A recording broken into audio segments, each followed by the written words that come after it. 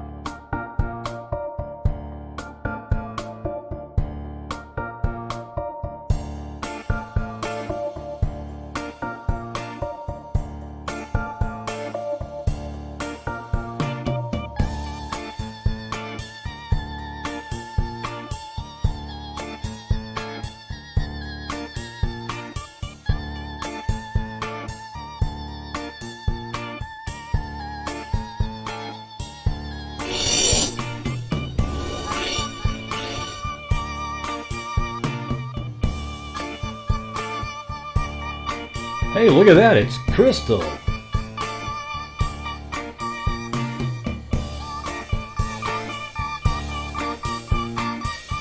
And it didn't go away. It hasn't gone away. Yeah, there we go. I think it worked for you, Crystal. Gosh, look at that, it's Crystal, aka Beaver Dating Sub Crystal. She didn't get this kicked off by Google.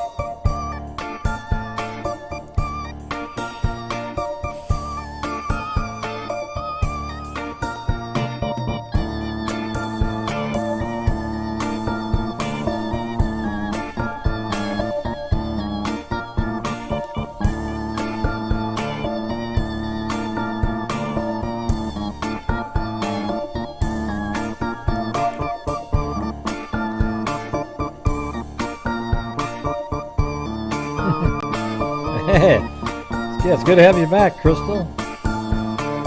Crystal, a.k.a. Beaver Gaming Sub. Hey, you switched it up. You changed it. You made it shorter. Well, I still remember it.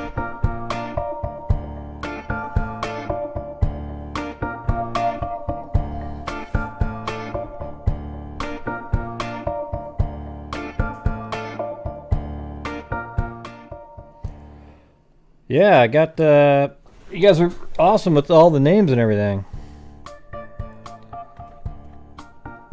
I think I've got, well, I had 129 written down.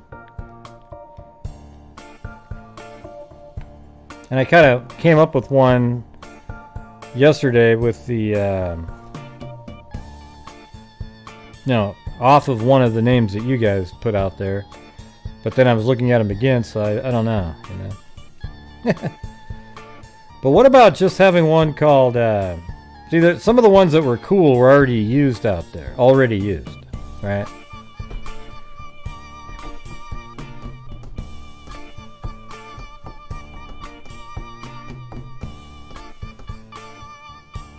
Hello? Can anybody hear me? That's right. That's why I do the 10-minute countdown.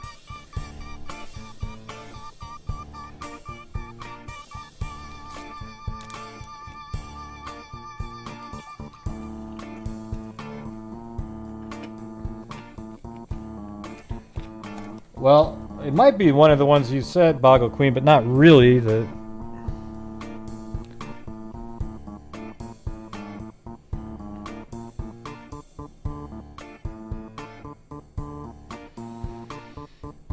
Yeah, see, look at all these right here. Just the facts, one tip away, crack this case, connect the dots, cold case corner, the true crime hues. That one's not too bad. Cold case corner. The hues of true crime, murder mystery missing, hues on it, so mean. That one actually, you know, it could be like a double meaning, I guess. First degree crime code, true crime investigation with gray hues. Yeah, I mean I'm trying to get something that was kind of short. Hues clues, nefarious crime time with gray.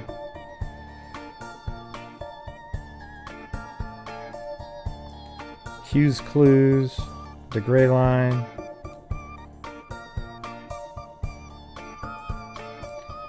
Crime beyond the headlines. Like that one's pretty cool. Map the crime with gray, crime headlines with hues, hues crime landing, unsolved cold hues, or just unsolved. I'm sure that one's already out there. Foul play, cold light of gray. That one's kind of cool. Cold light of gray, right? Like shedding light on cold cases, and then by gray, right? But it's like a play on cold, probably cold light of day.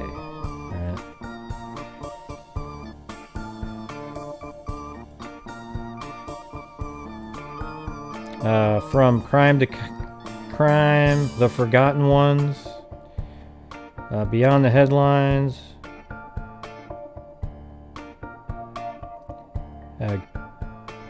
let's see, gray rules, everyone else drool. I don't think that'll be the name, but crime connection, freak connecta, crimes and clues, the grind of the crime, freaky time. Get freaky, but oh wait, then that's not but that's a bit. No, that was the next sentence.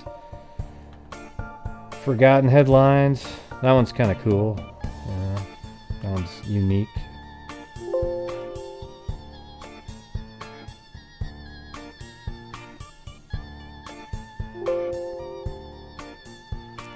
Gray matter. That one's already out there.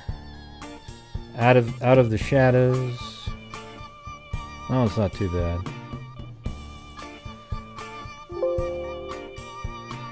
Cold case conquer, cold case beer. Crime scenes revisited, crime cavern, den of crime, Dean, or maybe it meant Dean. I don't know. The crime lounge, murder squad. I think that's already out there. Murder Matters, Crime Connection, Crime Connect, the Forgotten Headlines, Headline Revisited, Crime Deadlines, Gray's Deadlines, Deadline Headlines, Deadlines, Remains of the Crime, Crime Lines, Crime Zone, Line of the Crime, Freaky Crimes, Freaky Creams, I guess, or probably meant to say crimes, but crime line, case files, facts, episodes, raw crime, there on the scene, hues, the facts, truth traveler, true crime tube, true crime, Gray's got it, lost in the headlines. That's kind of a cool one. Missing overhead, lost and found, missing and located, mapping and the missing. So that'd be cool if that also encompassed the. I don't even do missing persons the most, right? I do like found, deceased, nefarious behavior, DNA files, gray patterns, mean Gray will find you. Gray, you're so mean. Hughes factor, Hughes factual, Gray facts. I don't even know what that one. Unconspiracy files. Fatal facts, forever gone. That's kind of a cool one for missing persons again. No closure. Spatter and suspects. Frosted freaks. Crime bemuse. Crime clues with hues. Crime clues with hues. Luminol and lies. Open case with gray. Case review with gray. Deep dive crime. Real facts of crime. Behind the crime. Nefarious ones. Crime with gray. Plot true crime. Nefarious case files. Blue. Where was that one? Oh, blue clues. Unique crimes. Gray. Grinds true crimes. Crazy. Grays on crime. Grays takes true crime all the time. GH investigates. Factually gray. Hughes views on crime. The gray zone. The gray area. Hues of hope. Hippopotamus for some reason. Crimepedia. Shades of gray. Graphic with gray. Map the murder. So mean. Nefarious analysis. Cold and gray. Gray facto. Mean crime stories. Yeah. Yeah, but here's the thing, is like last night, I mean, some of those are pretty cool, but I'm trying to do something that's really simple, you know, and then I think it was after you guys had put out about 50 of them, I saw one that had the word Nefarious in it, and then it's like, well, why couldn't your channel just be called Nefarious? Right? Just, that's it. Just Nefarious. Because Nefarious is everything. It's missing persons, it's crime, it's all that, right? So that's just it. Just simple shit. Simply, just all by itself, the word Nefarious, right?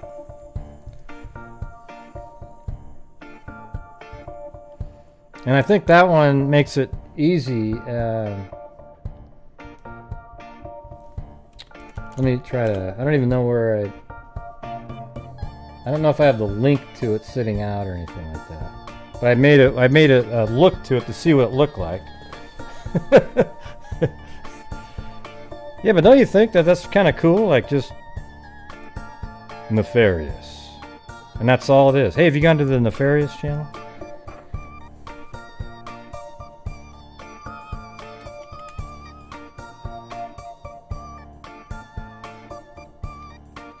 I don't know if it's, there's a Nefarious TV and then other sort of cartoon shit, but it's not related.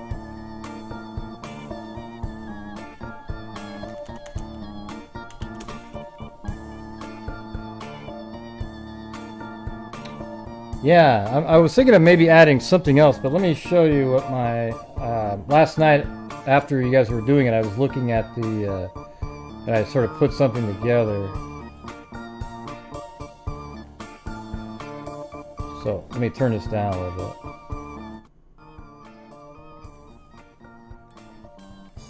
I just have to find it. I forgot where I put it. The link.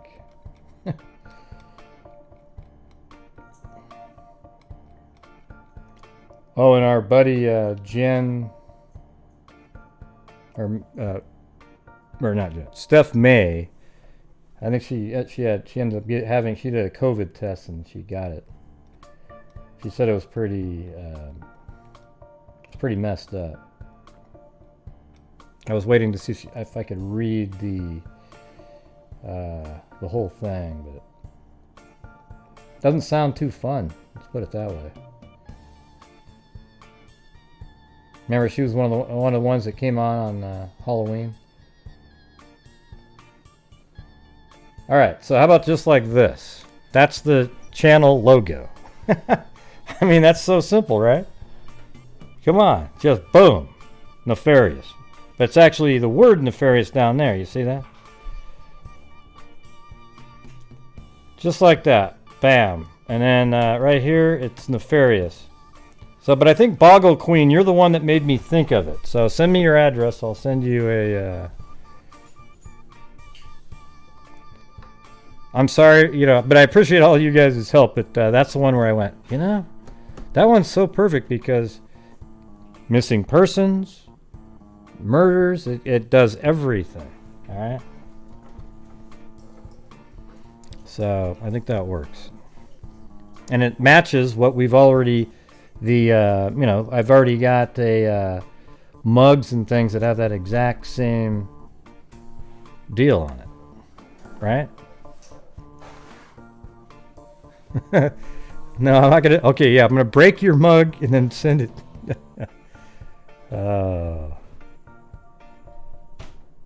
Yeah.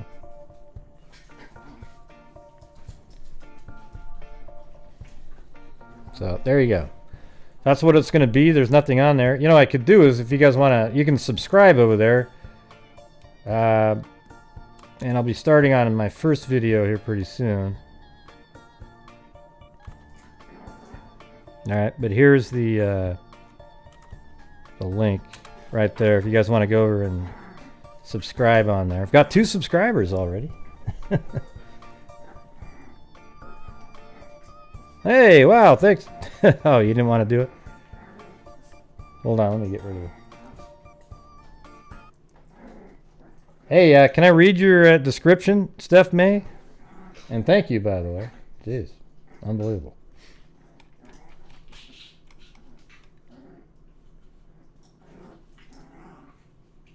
I wanted to read your what you wrote. Is that something I can do?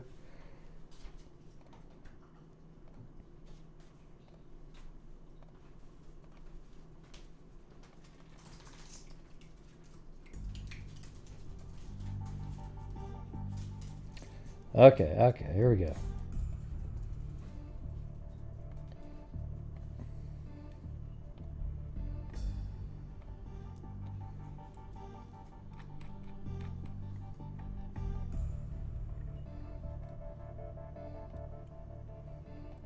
All right, so I'm going to read the, it says, I took the test and about 4 hours later got a call that my results were positive for COVID-19. I found out today that most of my immediate coworkers have also tested positive.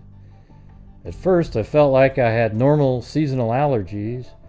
Our weather hasn't stayed consistent at all between warm and cold days. After about 5 days of runny nose, mild cough with a little sore throat, the exhaustion hit me. On the train returning to Portsmouth, I could hardly stay awake, and that's not me at all. I checked into the hotel, showered, and crashed out.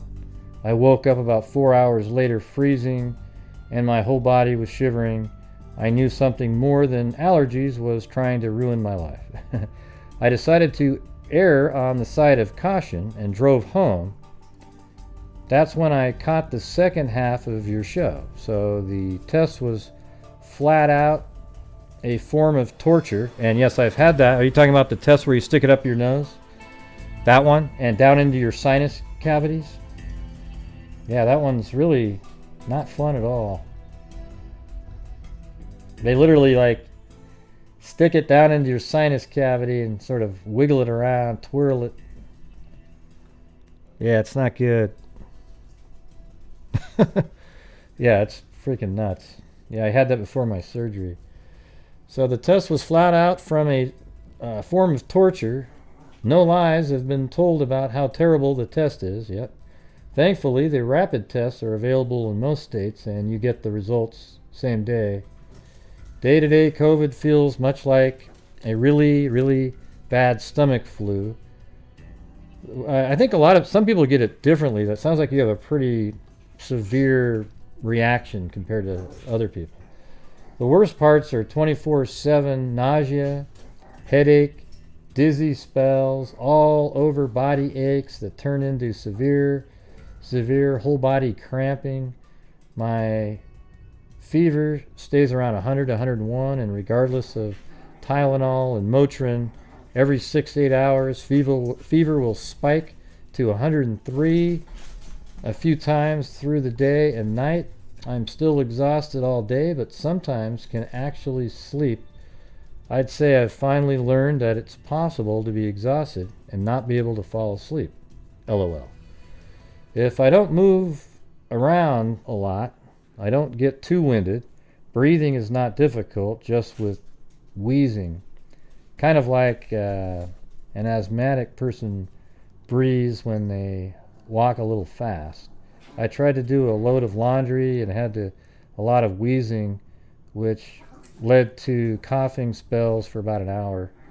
I cannot smell or taste anything at all. I've managed a soak in the tub every day, so I'm hoping I don't smell bad, because she can't smell to tell if she doesn't. But I can see where people lose a lot of weight and become severely dehydrated because there is no taste with food or drinks, and being tired all the time, you lose track of time and day. I set an alarm to wake up every couple hours to drink water. There is a consistent taste or aroma in my mouth. I can only describe it as like when the dentist numbs your mouth, and later that numbing starts to wear off, you sometimes can taste the Novocaine chemical, and that's the same type of taste in my mouth now. Brushing and flossing and mouthwash doesn't kick in. It's probably because you can taste just a little bit of something, and that's what it tastes like. Regardless of how COVID-19 became to be, the truth is that it really is no joke, and I'm fortunate to have not have any major medical conditions other than the, I don't know if she wants me to say it. People with respiratory or cardiac issues will absolutely have a much more difficult time. Some of my coworkers are having pretty bad diarrhea around day 6 or 7. I definitely don't want to deal with that. But hey, if you did get that, you could have came in early in the chat and just joined right in with the fun, with the crazy conversation. Stay away from all of the people and all of the things. The virus is seriously contagious, and it doesn't appear to care who and when it infiltrates your body. Its only mission is to bring misery. So it doesn't sound too fun, But it sounds like you had a pretty, there's people that get it and it's not quite as bad as that. So, yeah.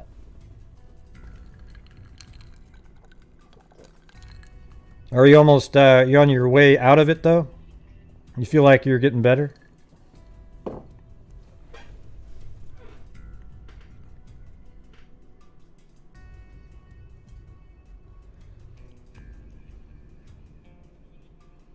Yeah, it's like they stick the thing up your nose about 2 inches, but it's not even your nose.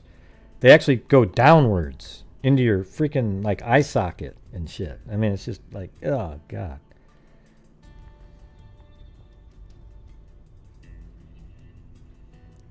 Well, that's cool. Yeah, I know it's the sinus cavity. I'm just saying it's people picture it going up into your nose. But it's really not that at all. It's like, God, it makes me sick just thinking about it. It's like doing, those little water things in your nose, lavage or whatever the hell those things are. Wherever that thing's going. I know that you know that I know, Andrea. I know that you know that I know. Now, what would you then say?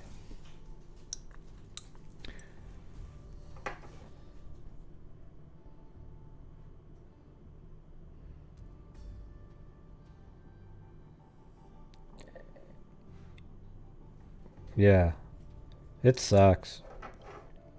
It's just the way they do it, though. They stick it in there and they twirl it around. Ah, God, you know what? You know what it makes? It's sort of like when you scratch a chalkboard. That's the feeling that my brain gets when I try to think about it again.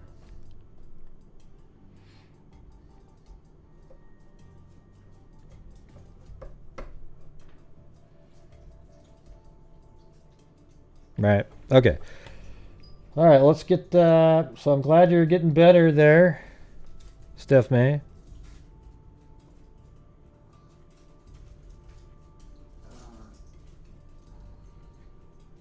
Huh. That's crazy.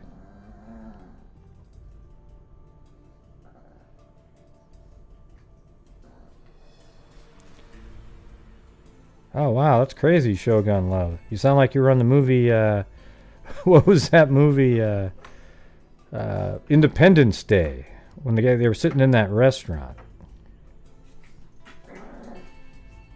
Oh, boy, there goes Chloe.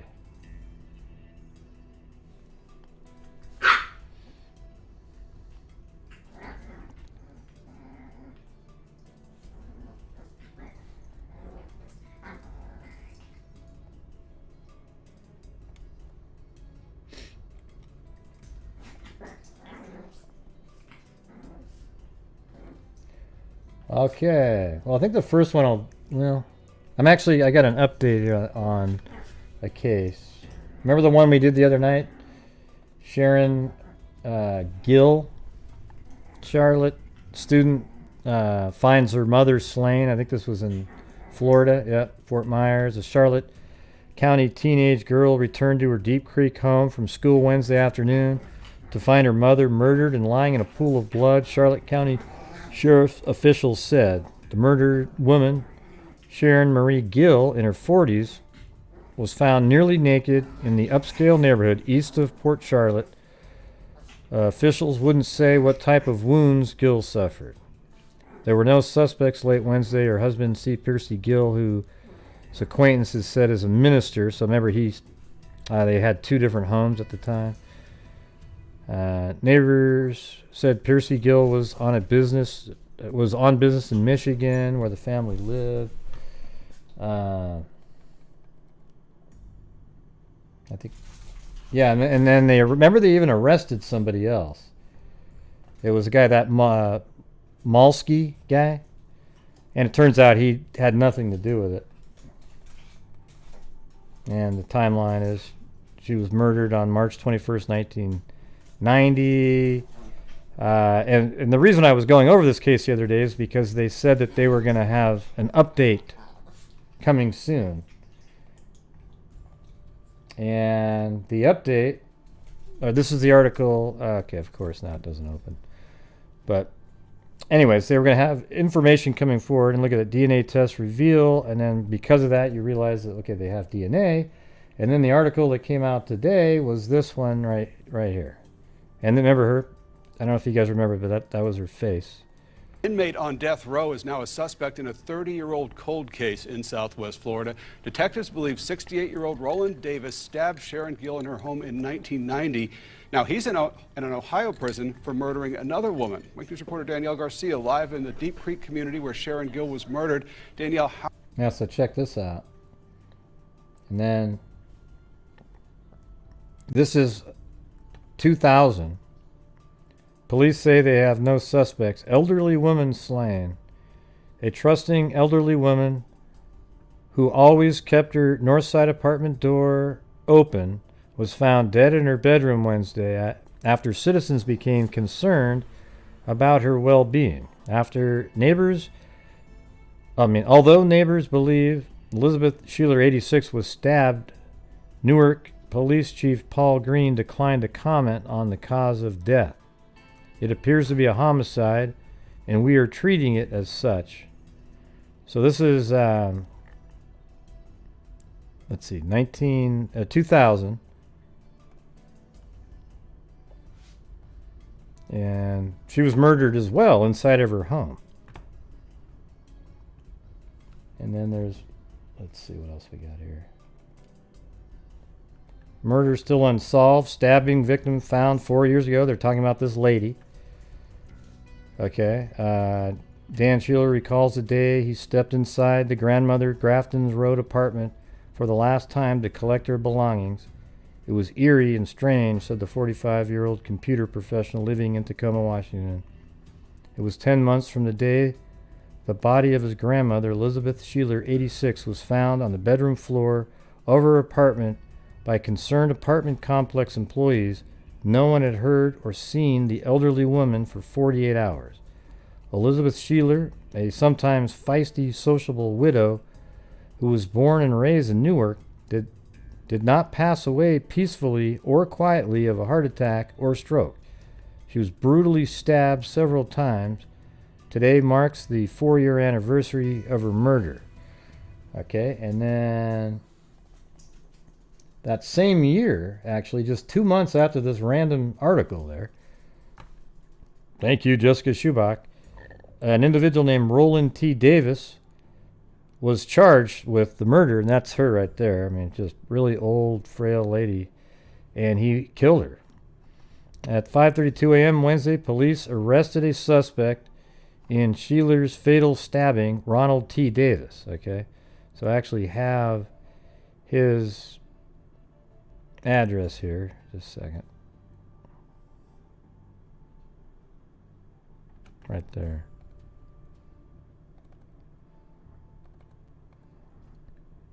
So it's this one right here.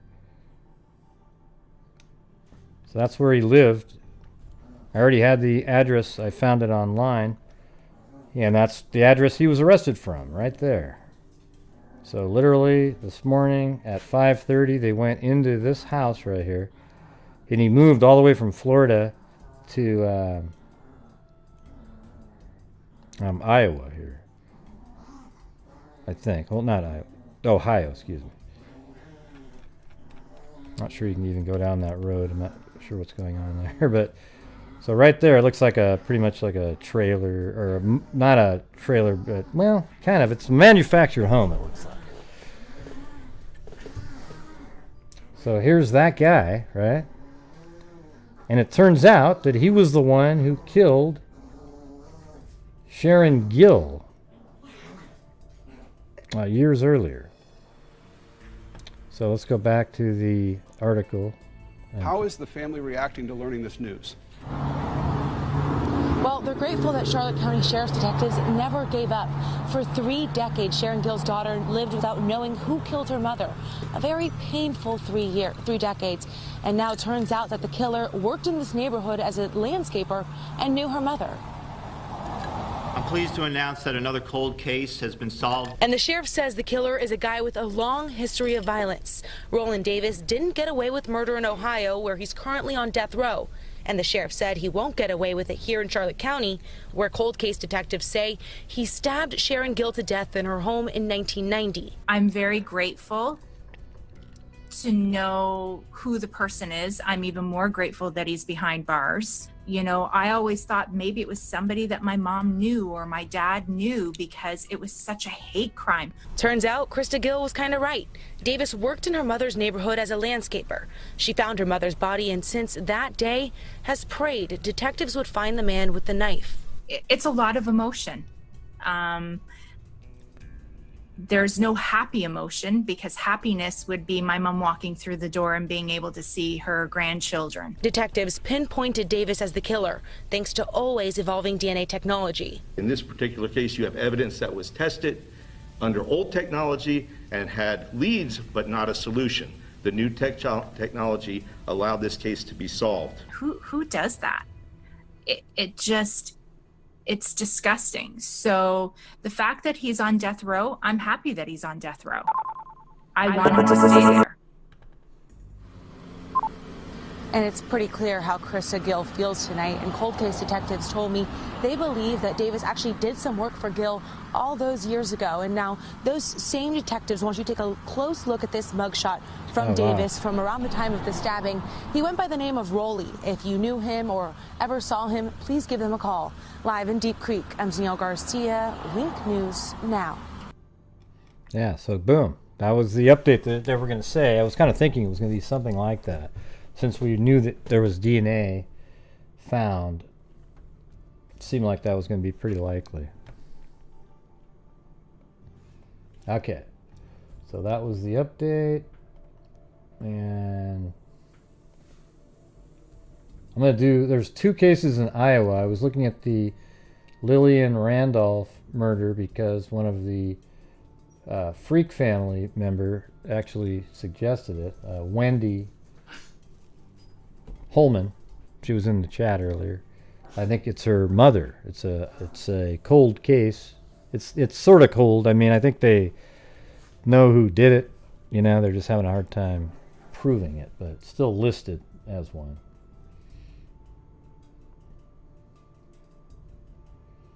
Okay, so let's take a look at this. So here's one of the first articles out there. She was already missing for a little bit, but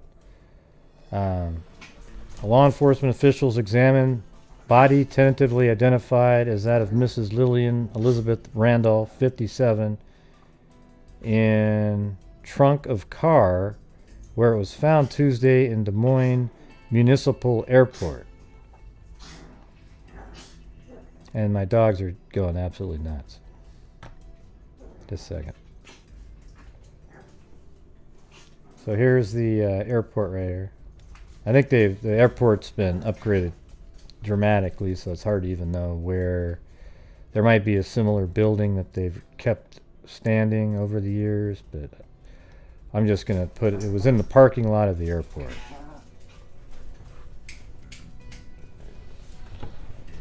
Yeah. Chloe's the hell demon, all right?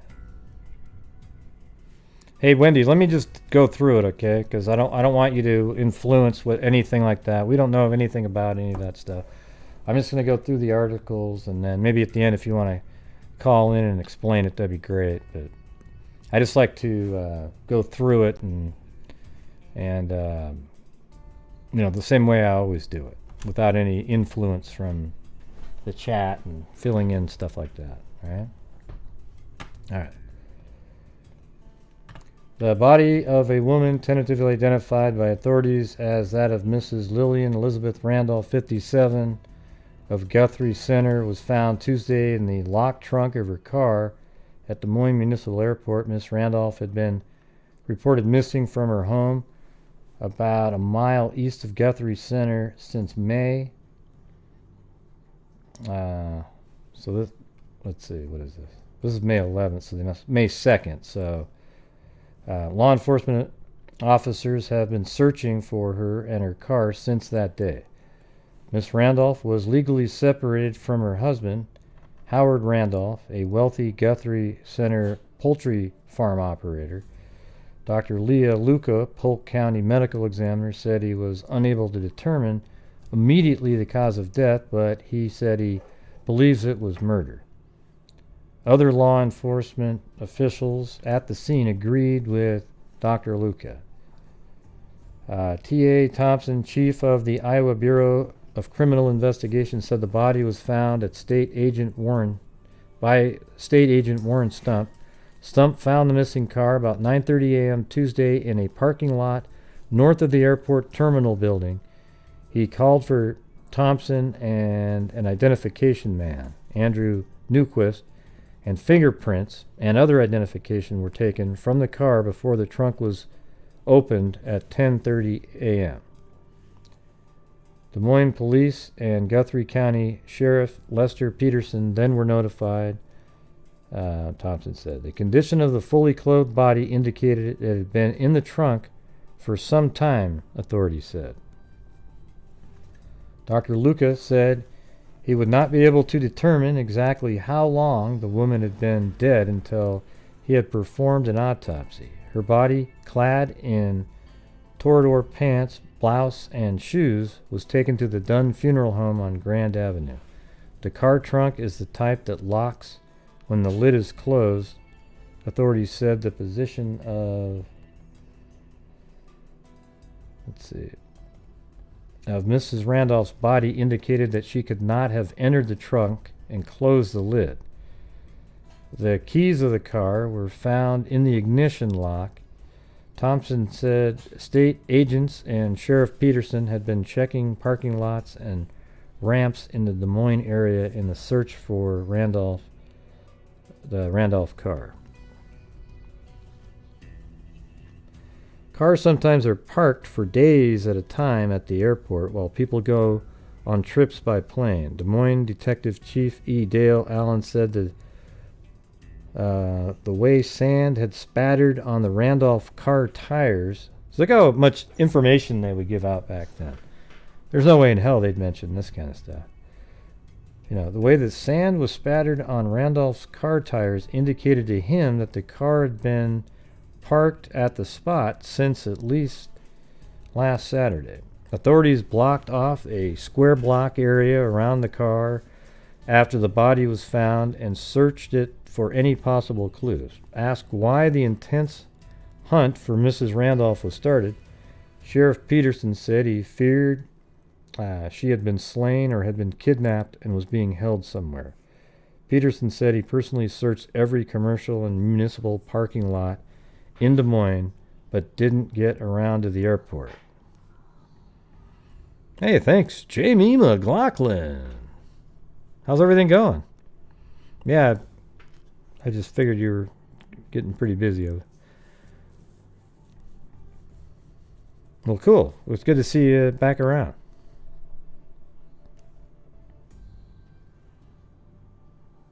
How's the daughter doing?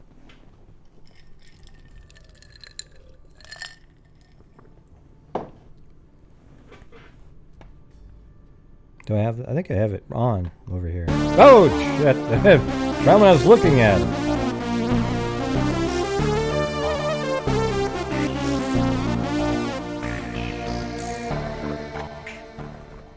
So sorry I haven't been able to be around. She wants wine. Think of you all often. Nice. Happy Thanksgiving.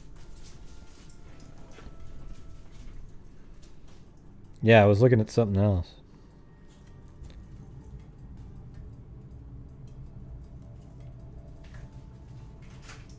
Yeah, so let me... so they called the FBI in. And then there was another article. Body of woman found in trunk. The discovery of multiple stab wounds added mystery, so now we know that she was stabbed, to the story of what happened to a woman whose body was found in the locked trunk of a car. Authorities believe the woman was Mrs. Lillian Elizabeth Randolph, 57, of Guthrie Center, estranged wife of a wealthy poultry farm operator, or poultry, I mean. She had been missing since May 2nd, but because of the condition of the body, positive identification awaited a check of dental charts. Dr. Leo Luke Polk, county medical examiner, said it was not possible to fix the exact time of death, but there was no doubt in his mind that the woman had been slain and her body stuffed in the trunk. T.A. Thompson, chief of the Iowa Bureau of Criminal Investigation, said the probable cause of death was the dozen or so stab wounds in the chest and internal hemorrhaging.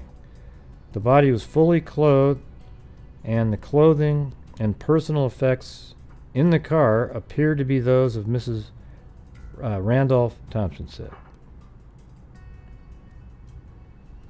Authorities pieced together this information. Miss Randolph was last seen alive about noon Sunday, May 2nd, when the husband, Howard F. Randolph, from whom she obtained a separation or separate maintenance decree, so that means they're separated and estranged. This is the one that they're talking about. In 1963, called at her home to pick up her two daughters and take them to an ice show in Des Moines. How convenient is that?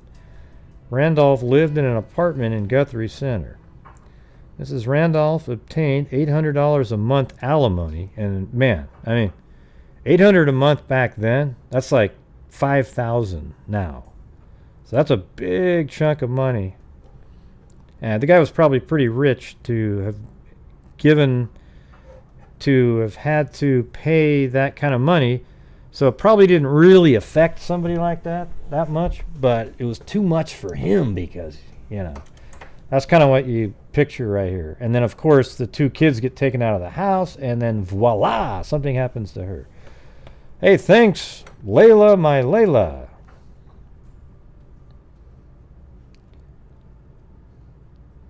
Yeah, I haven't seen you either. Man, you guys are all just, you know, dissing. You're going somewhere else sometimes.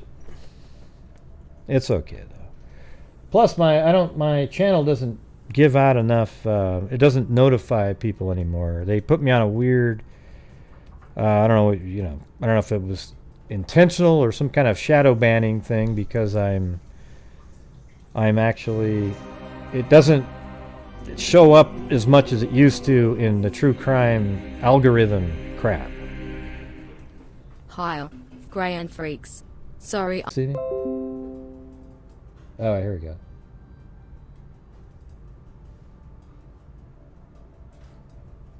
Okay, I got disconnected for a second. See, right when I said that, boom, right? Hey, look at that. It's Crystal, a.k.a. Beaver Gaming Sub Crystal. Oh, I didn't even notice Crystola. Okay. Yeah, the trolls have I'm no free. problem. I can be seen again. Boy, I have a lot to say. I bet you do. Think of all those comments that you weren't able to get in all that time. Okay. So this is kind of suspicious all of a sudden, right? Miss Randolph obtained $800 a month alimony. 2 daughters by a previous marriage. Vicky, 14, and Wendy, 16, lived with her. Guthrie County Sheriff Lester Peterson said Randolph let the girls out when they returned about 6 p.m. and did not go into the house. When they, so he just sort of, he picked them up. Lillian's at home by herself. She gets murdered. Then he comes back and drops the girls off because, of course, he wants them to find, you know, like, oh my God, she's missing, or whatever the hell it is, right? And is that her up there? Yeah. Well, look at that. Right in the chat right now is Wendy. And they just mentioned her name right there, Wendy. So she was 16 at the time. So I'm going to do the math and tell everybody how old you are. Well, you're 16 years older than me because I was born in 1965. All right. Oh, you took that one right there? Guthrie County Sheriff Lester Peterson said Randolph let the girls out when they returned about 6 p.m. and did not go into the house. Then they went inside. Everything was in order, but their mother was gone. Right, there you go. No trace of her could be found. Sheriff Peterson issued a missing person report later to Des Moines himself and searched every parking lot looking for the car. The only place he had not checked was the lot and the municipal airport, where Des Moines person often leave their car for days between plane flights. A state agent found Mrs. Randolph's 1965 car there Tuesday morning. The body was in the trunk, wedged in one of the sides, wedged into one side of the spare tire. Wow, that's crazy. The car was unlocked and a key was in the ignition switch. Miss Randolph's purse containing $11 was on the floor under the driver's seat, so robbery had nothing to do with it. Her estranged husband came here from Carroll, where one of his firms is located, but could not make positive identification. Mrs. Randolph, the former Lillian Hedman, was born at Duluth, Minnesota, and was married 3 times, officers learned. Her first husband, Robert O'Hara, to whom she was married at Duluth in 1945, died. She married Roy, Hyman, I don't know how to pronounce it. It looks like C-H, could be Chairman or Hyman, at Duluth in 1950. Divorced him after 6 years and then married Randolph in 1958. She has a son and 3 daughters, all of whom had been adopted by Randolph. So the estranged husband at this point had adopted all 4 of the kids. Yeah, so there's that article.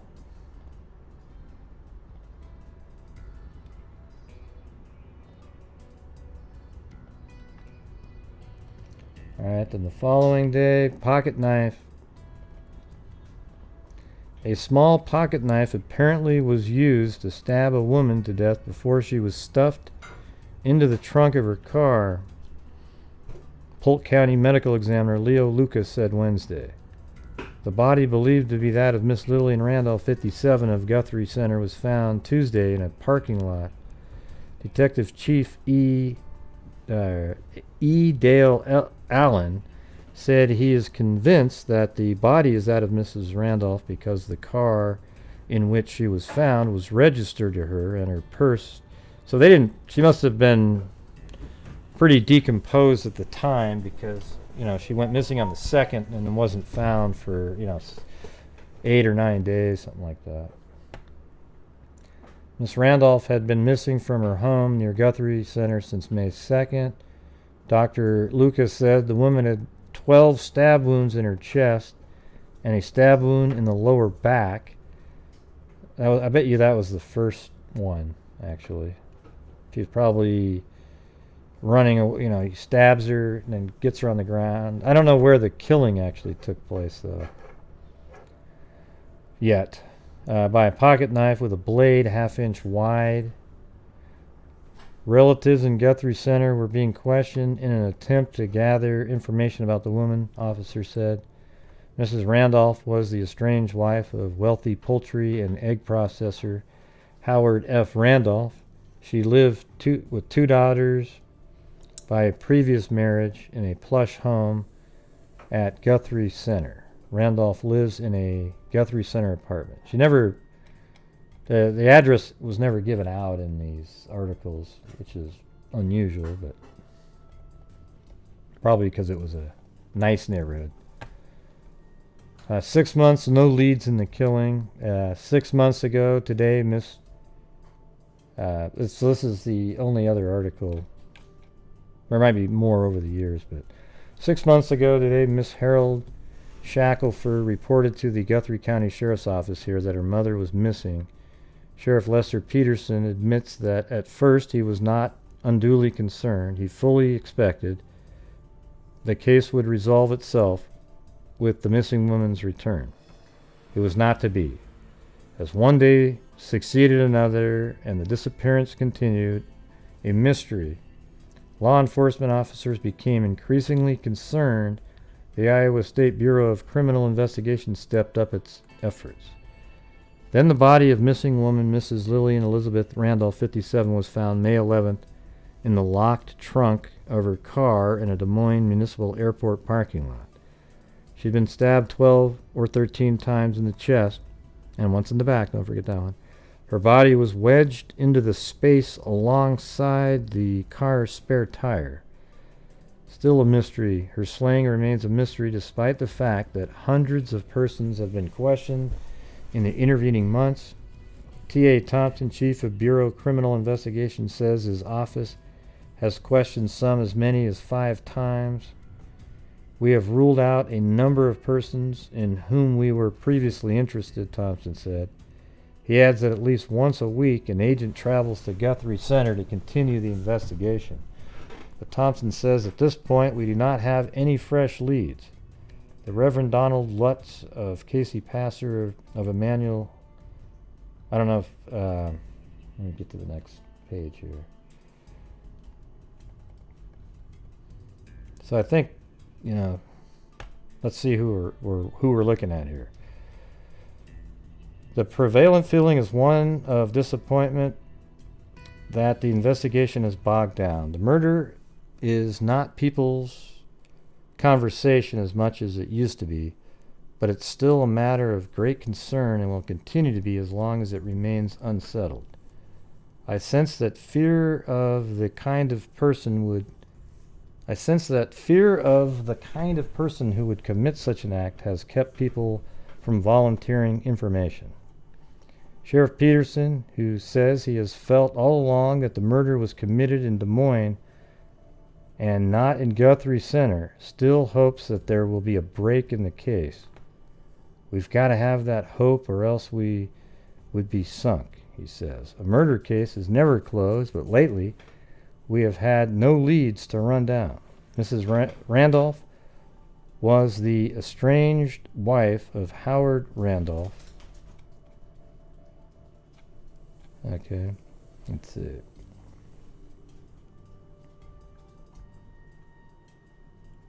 Wealthy Guthrie Center egg and butter dealer. Since obtaining a court decree for separate maintenance in 1963, Mrs. Randolph and two daughters, 16 and 14 by a previous marriage, had lived in the $60,000 Randolph home on the outskirts of Guthrie Center. Man, I mean, a $60,000 home in 1965, that same home is probably 600, 700,000 at this point, if not more, if, you know. Miss Randolph receives separate, separation payments, so she gets $800 a month from Randolph, who lived in an apartment in town. So he lost his home, and see, here's the thing: they got separated. He loses his home, and he has to pay $800.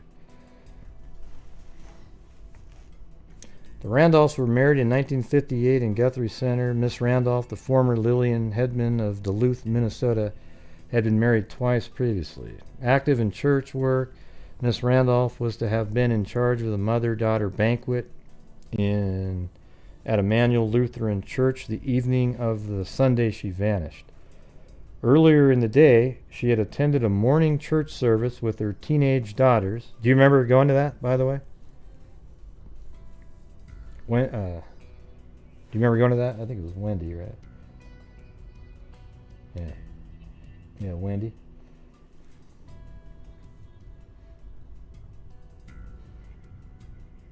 Earlier in the day, she had attended a morning church service with their teenage daughters.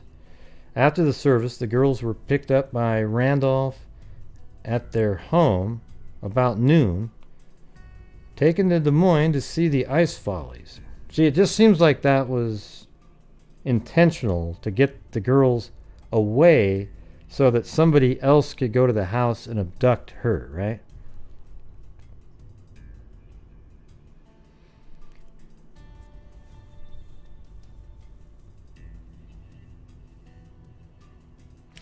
Let me ask you this: when you went to the ice capades, do you remember? Did he act completely normal, in hindsight, or anything like that?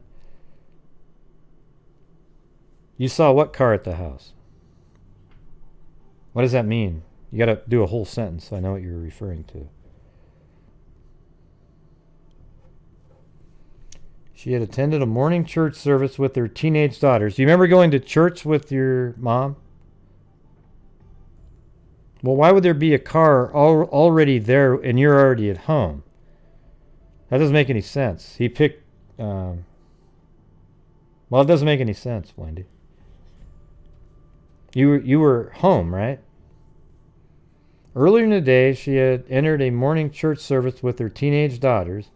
After the service, the girls were picked up by Randolph at their home. So, are you just saying there was a car parked on the street somewhere and you just happened to notice it? Because, I mean, you don't know for sure then. I'm just going to go... I'm just going over what I'm going to go over. You're sleeping right now, Ellen? Great.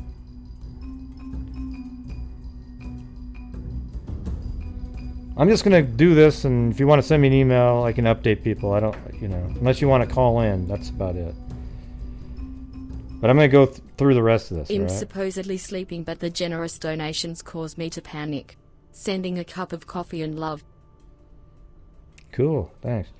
Earlier in the day, she had attended a morning church service with her teenage daughters.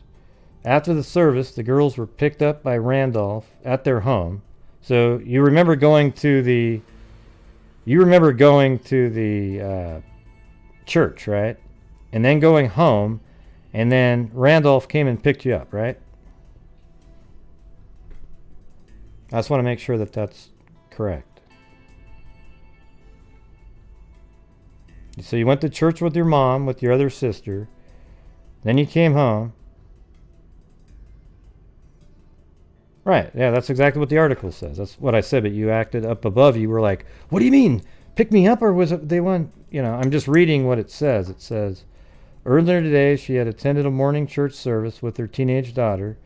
After the service, the girls were picked up by Randolph at their home. So when he picked you up, yeah, but why would the Cadillac be parked? I mean, it was parked like in your driveway as you're leaving? You guys didn't see anybody? Well, because you were in the house, right? You and your sister were in the house with your mom, And then as you pull out, there's just this car sitting there in your driveway. And was there a guy in it? And if not, what was your mom doing at this time? That's just sounds really... That doesn't make a lot of sense.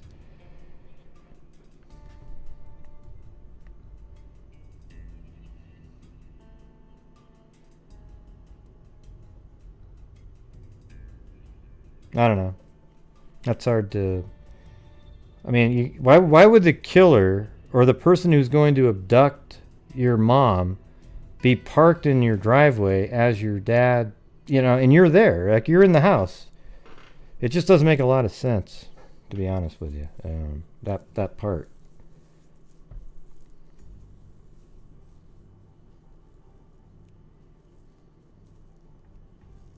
Stuff needs to make sense. All right, so they telephoned their married sister, Ann Shackelford, and then notified the sheriff. Okay, so you guys came home. When the girls returned home at 6 p.m., so their dad picked them up, took them to the ice-capades. They found the coffee pot on. Everything seemed to be in order, but their mother was not there.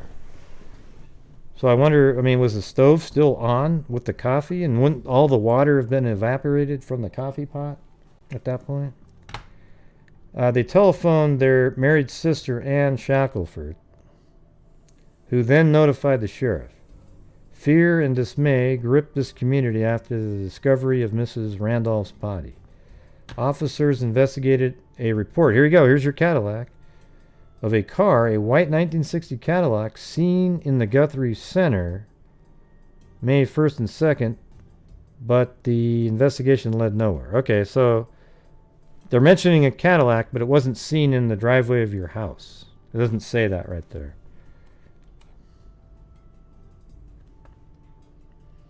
There was fear among some persons that the murderer would strike again. Doors and windows were kept locked. One close friend of Miss Randolph, who asked not to be named, recalls that I and others I know kept loaded guns in the houses. Some of the fear had gone, and we no longer keep loaded weapons, but people are still anxious and apprehensive, she adds. Well, I guess this isn't saying it was at the church right here, because that Guthrie Center is where the house area... I mean, they just say they live in Guthrie Center. But no address or anything. And maybe that was you who told them you saw that. Is that right, Wendy? Are you the one that mentioned this part right here to the officers? And if so, are you saying... Well, the phone number is on the screen. I don't know how you... What do you mean you don't know how to call it? It's right there.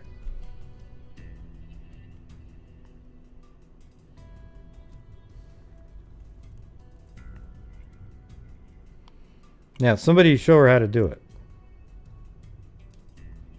No, you just use your phone. You dial on a phone number.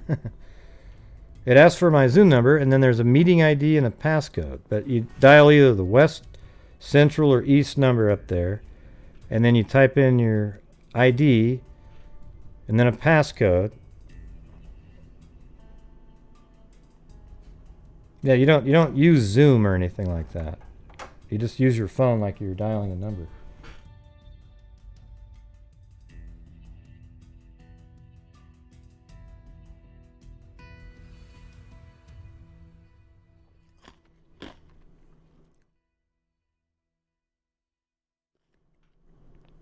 It's actually pretty easy to call in. I think if you just have your phone and you're looking at the screen, you just dial it. It's not like it's, you know.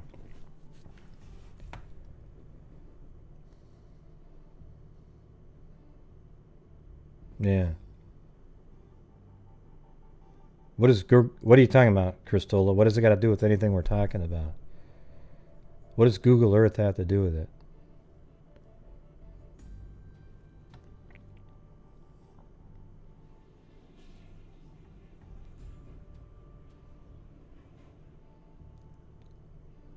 Okay. All right, so the rest of this says, would strike again. Doors and windows were kept locked. One close friend of Miss Randolph, who asked not to be named, recalls that I and others I know kept loaded guns in the houses. Some of the fear is gone and we no longer keep loaded weapons, but people are still anxious and apprehensive. We know everything possible is being done and we are not critical of the investigation because the murder was perfectly planned and even the weapon hasn't been found. The murder weapon officials believe was a small pocket knife.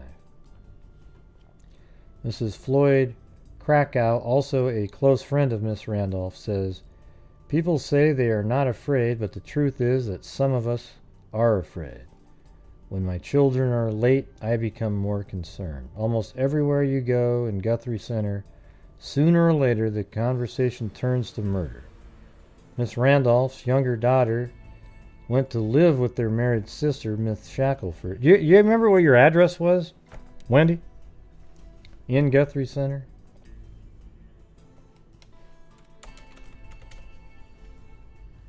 Kind of a weird name for a town. So apparently in here somewhere. Oh, there you go. There you go.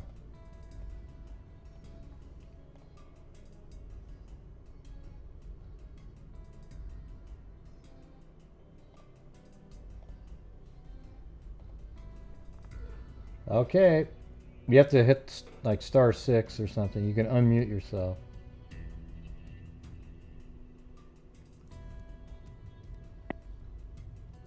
Hello? Are you there? 916?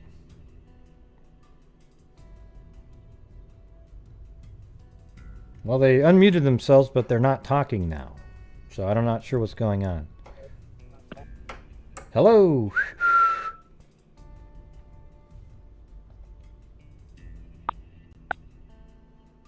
Now it's muted again. Is this stuff really this hard? I mean, it's amazing. Just hit the, like here, you gotta hit the unmute now. It's 916.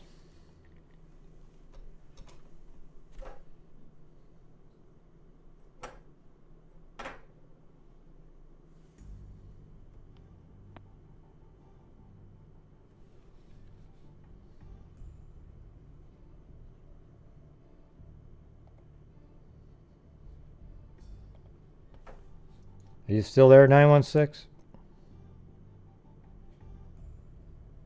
Hello?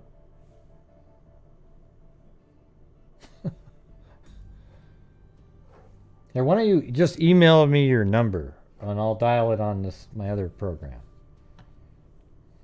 Okay? I don't know what's going on, so I'm going to just remove it.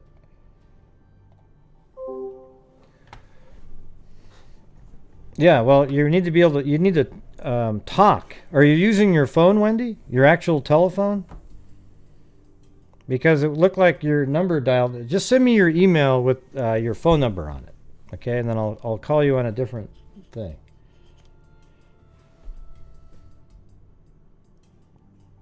But do it really quickly. Like send me an email and then I'll call you right back. Well, the thing is there isn't a delay, L. It's only a delay because people are still listening to the show instead of just using their phone like a regular person uses a telephone. I've said that 100 times on here. When you call in, you don't watch the show on the computer and listen there. Okay? You get on there and you use the phone and you talk. You know, it's just like calling a buddy or something. You don't listen to a radio, you know. So it shouldn't be hard at all. All right, hold on a second.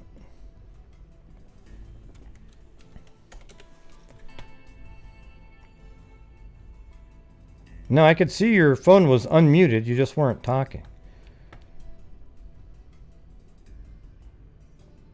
Yeah, it definitely was unmuted. And I could actually hear you trying to click on some stuff.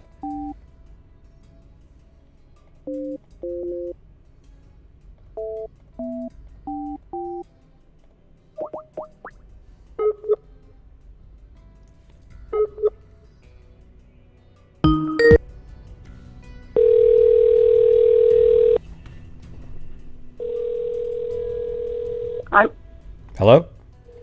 Hi, great. Okay, it works on this one. It works the old way. Wait, can you turn... listen to me, listen to me. You have to turn off whatever video you're using to watch the show, okay? Let me do that. Okay, I'm turning that off. See, everybody, that's what I was just saying. There's a few things wrong with what you were reading in the newspaper. Yeah, what was that? That I wanted to explain. Okay. We went to church. My stepfather picked my sister and I up because he had visitation rights. Yeah, but where did he pick you up? Where did he pick you up from? He picked us up from our house. Yeah, that said that in the article. We lived in rural Iowa, so we didn't have an address, but the house can be seen from the highway. So he picked us up. He took us back into town for some reason. It was a fake reason. So when we came back down the highway past our house, where my mom was, I could see our driveway from the road. And I saw a Cadillac parked in the driveway, and I thought, okay, we expected something to happen. We knew for a long time Howard was going to do something. So I knew right then. I knew right away that, okay, it's over. You know, my mom, something's going to happen. So we went on into Des Moines, and hours later we were brought back. He dropped my sister off at the mother-daughter banquet. He took me to the house, but a friend drove up right as I was getting out. I never went into the house. I didn't know if the coffee pot had boiled over, or my friend took me somewhere, and I found out later that my mom never showed up at the mother-daughter banquet, and then we knew that okay, then Howard's carried something out because he was. Had your mom had she talked to you about like he's going to do something to all three? Yes, all three of you. He had tried to do something a year early, a couple years earlier. He had tried something. So we were waiting for it. He was so angry about the money, losing the house, his saving face. He was a businessman that he looked bad, and so he wanted her gone, and he did it. But we knew it was coming. So it's just so classic. It's so well, it's not much different from the article. The article said that you guys got taken to church. You were brought home. He came and picked you up. The difference is now you added some to it. The article wasn't inaccurate. It didn't have as much stuff. Yeah. Like what was inaccurate in the article? I think the picking. I was trying to take pictures of it so I could remember what was written. Yeah. Well, what I just read. Well, I read the article out loud about 4 times. I know, but I was. And it said that you went to church, right, with the we with did your go mom. to church. And then it said that you were driven back home to your house. This is what the article said. I know. But let me just say what the article said, because that's what I'm trying to. Okay. Your mom took you to the church, then all 3 of you got back in your car, drove back home, and then your dad picked you up. That's what the article said. Yeah, that's the way it went. So it was accurate. Okay. So the part, yeah. So what it's missing is now when you say it's a rural address and it doesn't have I mean, how do you get mail if you don't have an address? I mean, there has to be some kind of a. It was RFD. You had an RFD number back in those days, and so we had to go to the post office, or a lot of our mail would go to Howard's office downtown, his business, and that's how we got our mail. We didn't get mail at the house.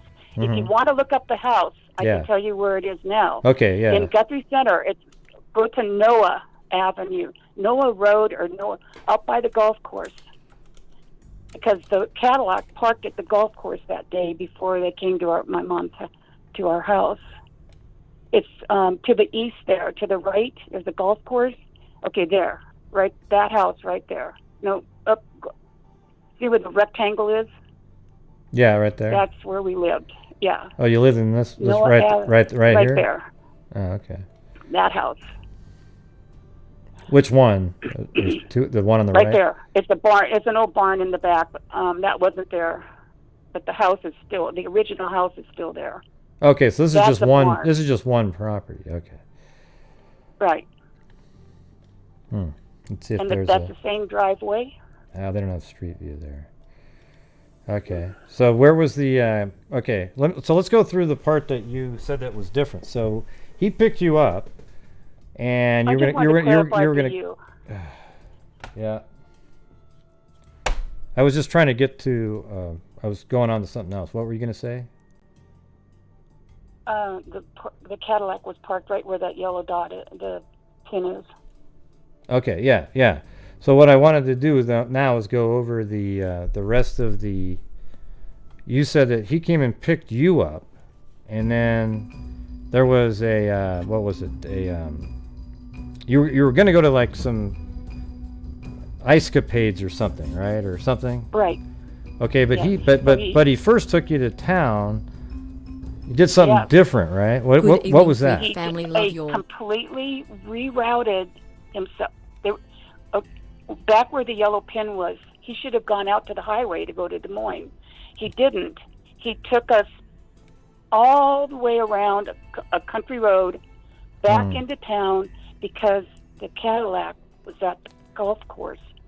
He took us back into town, made a phone call, stopped at my sister Ann's house. I thought, what is going on? You know, why don't we just leave?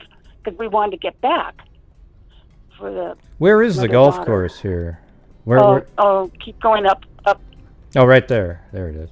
Okay, no, that's not the golf course. Well, it is a golf course. Up by right there. Yeah, that's what I was looking at.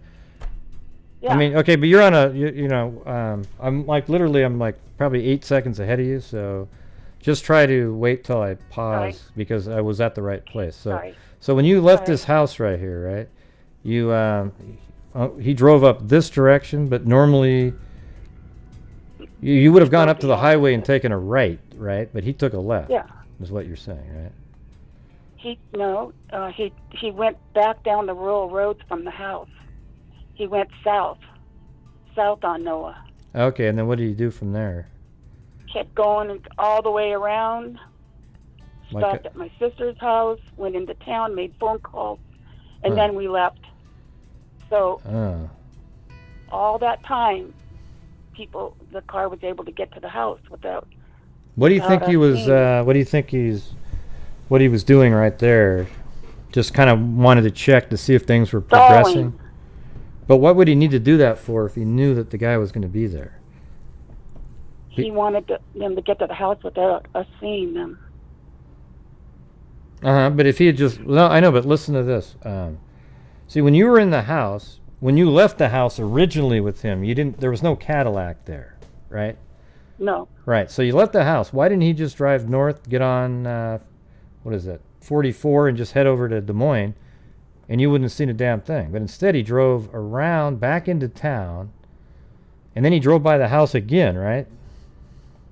Yeah. Okay, because I think he wanted to check on the progress, is what he was doing. You know? I don't know. Who knows? He was horrible.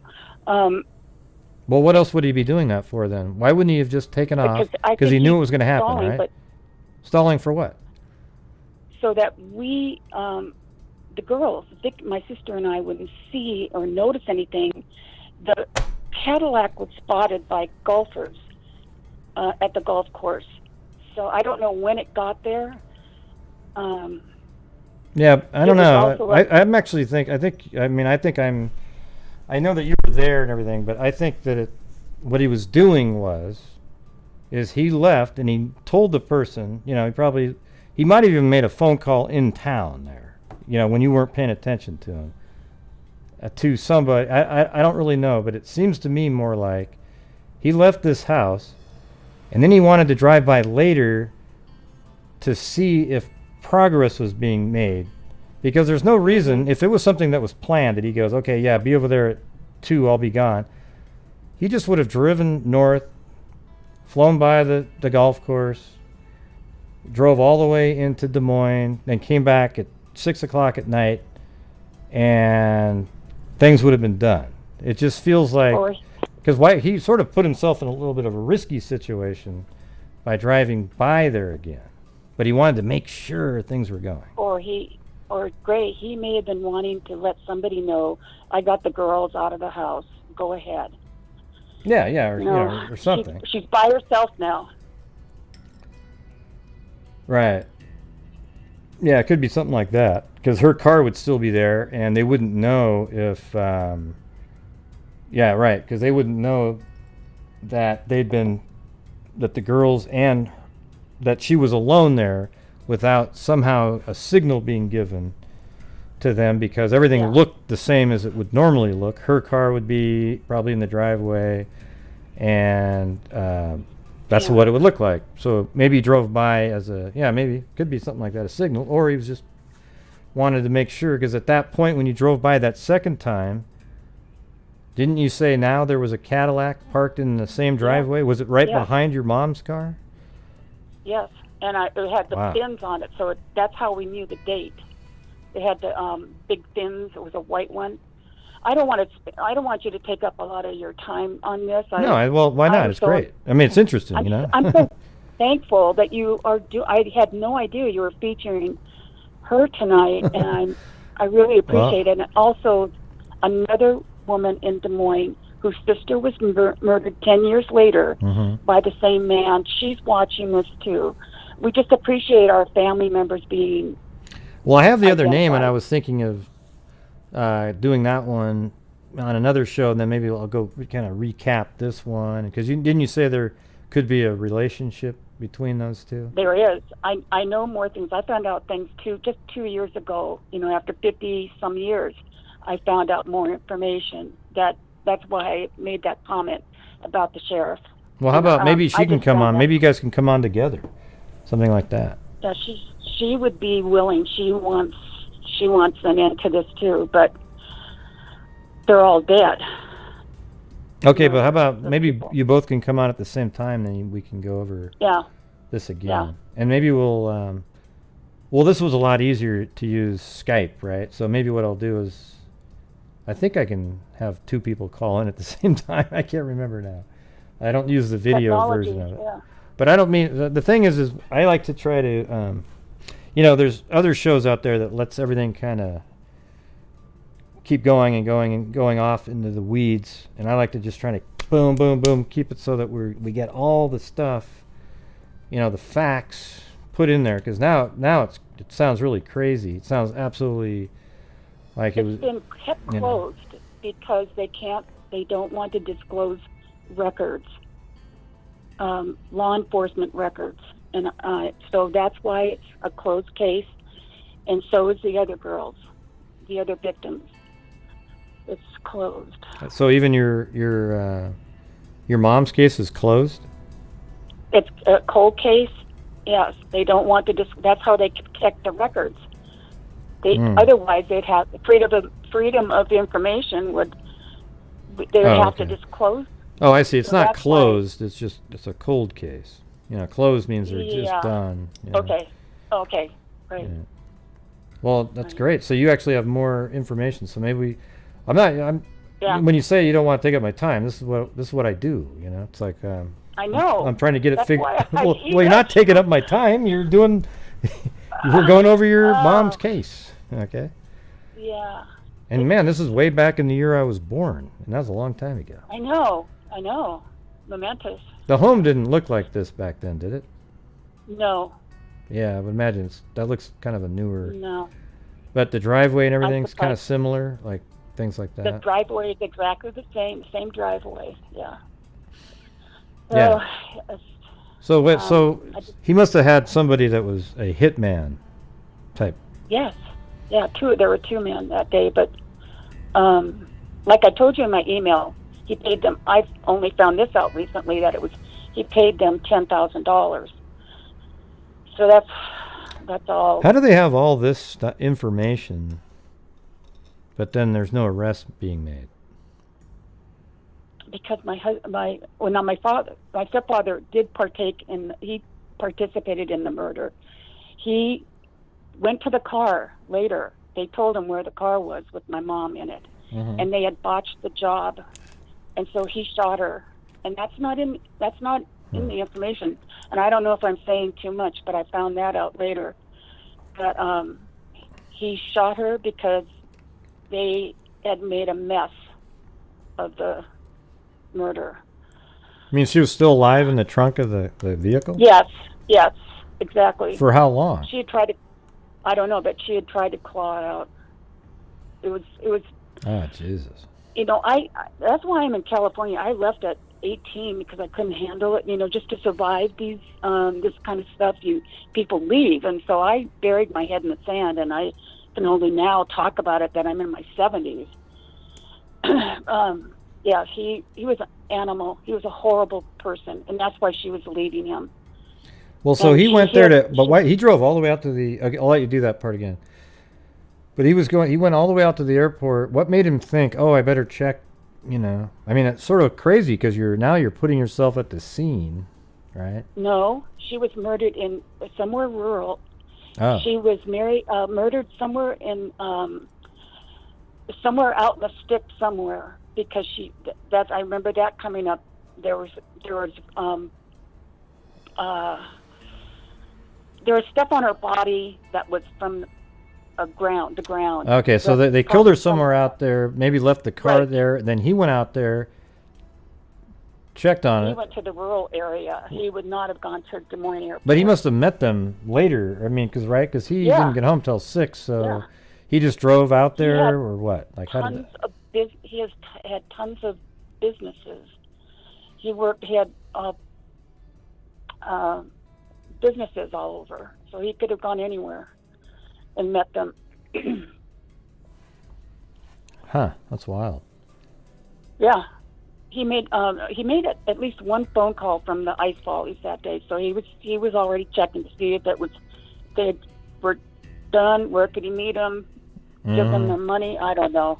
So he drove out there and he met him there. How do you know this part about that? He met him back out there and he's the one that did the shot. Like, how do you know that part? The call 2 years ago from the other victim's sister. She explained things to me, and really? She got I don't want to tell you how she got the information, but it was reputable. It was you could trust it. Wow, that's amazing. And so this is the case from 10 years later, and he must be he's the hitman for both. One of the hitmen for both cases. That name, I gave you the name in my email. He was the same one. In remembrance of Wendy's mom. Thanks, Steph. Same. Yeah. So here we are. Yeah, well, I'm gonna go look up that one now too. I was gonna do that, but I thought, well, I'll just focus in on this one and then look up that one later because I wasn't even sure what the. There's nothing about it in the newspaper? Her sister has done a wonderful Facebook page for her in memory. There's information on there, too. So. Yeah. Okay, so now let me just try to, recap it. You guys are... Oh, wait, explain the part why she was leaving him. That's the part I interrupted you on. He was... when she married him, she thought he was going to take care of all 4 of us kids. He promised her the moon, that we were going to be princesses. Well, we got there. She left Minnesota. We moved to Iowa, and he was mean from the beginning. Very evil. He was an evil man, and so she tried to work it out. My brother and brother-in-law both worked for my stepfather, and so she wanted to protect their jobs. So she hid her abuse, and we didn't. She told us not to talk about it. So people in Guthrie Center, Iowa, think this was all fake, but she hid it because she wanted to protect my brother-in-law and my brother's occupations. To protect their families. But it just got so bad that she finally. And there were no women's shelters in the 60s. There was no place to go. Her brother told her work it out. She asked my uncle, for help, and he said, "You're going to have to work it out. I can't help you." So even family and good friend, refused to help her, and so she found a lawyer in Des Moines that was willing to go after Howard. Everybody was afraid of him. That newspaper article said people are still afraid of him. I don't know why, but. Well, what did you do? What did you do? Is he still alive, this guy? No, he died He'd be pretty old. 3 years ago. How many? No, he's dead. He's dead 33 years ago. Oh, okay. About 87. 87 or 88, something like. No, well, anyway, he's dead. But he carried on his life in Guthrie Center. He remarried, had a normal life. Never paid the price. And what was the reason for their separation? Was it because of all that violence? The abuse. That's weird. I wonder why he didn't. The next one, have you ever talked to the next wife to see if there was abuse there? She wanted to leave him too, and yes, there was abuse there. And her son said, "Stick it out for the money." Well, then she ended up dying before Howard. So what did you end up doing? Because now you don't have your mom, and then you must have left your original dad somewhere. We were just kids, 16 and 14. So we were placed with my brother for 1 year, and then my sister went into foster care. But why didn't they just keep you with him? I mean, I'm just throwing this out there because. Oh no. Okay, let me tell you. Okay, so law enforcement and as far as up as judges wanted to keep us away from Howard because he had abused children. He had an abuse record, but it was not disclosed because back in those days that was kept quiet. It was closed, sealed record. So he had a record of child abuse, and so they tried to keep us away from him. And we did have to. Anyway, that's a long story, but so to keep my sister away from Howard, she went into foster care, and I was aged out, so. And then I was gone to California. Did you just go out there on your own? Just my biological father was out here. Okay, good. And so you had something. Yeah, I had something. Well, hopefully he turned out to be okay. Was he somewhat okay at least when? It was good. I was glad to meet him. I was glad he gave me a landing zone. Yeah, safety net. Because that was a total nightmare. You were almost with nothing, at that point. But here I am in Sacramento. You did it. West Coast. Have you been in the Sacramento area? You survived the East Area rapists too out in that area. Boy. Oh yeah. Yeah. Anyways. Anyway. Wow, what a crazy story. So it just sounds like. The thing is it's very common sounding though too. It's amazing how many guys there are out there that do this type of thing. Well, they do it. They really plan it out. Oh yeah. I mean, I've talked to other people. There's like two different types. I don't remember. I can't remember exactly what the two types were, but ones that are just sort of act spontaneously, and the other ones that really plan it out. This sounds like one that was really strategically planning because he didn't want to have to pay the $800 a month, which was a lot of money back then. I mean, you could buy a car for $2,000 or something. I mean, it was. Yeah, we only needed about 200 of that to get to live on. But but the 800 that pissed him off. And it sounded like she also got the house that they were on because he was living in an apartment. We kicked him out. The sheriff, I gave him orders, and we went and hid in the bushes when he had to come and get his stuff and clear out of the house. My mom said, "Where are we going to go? Howard's coming to get his stuff." I said, "We're going to go up in the bushes over there and hide until he's gone." And he walked around the house. He circled the house like an animal. He was so mad. So you had a protective order then against him? It wasn't just a separation? I don't know what it was back then. He had to leave the house with separation. He couldn't occupy the same house. So he had that apartment that he lived in. He owned that place. It was all connected to his business. It wasn't bad.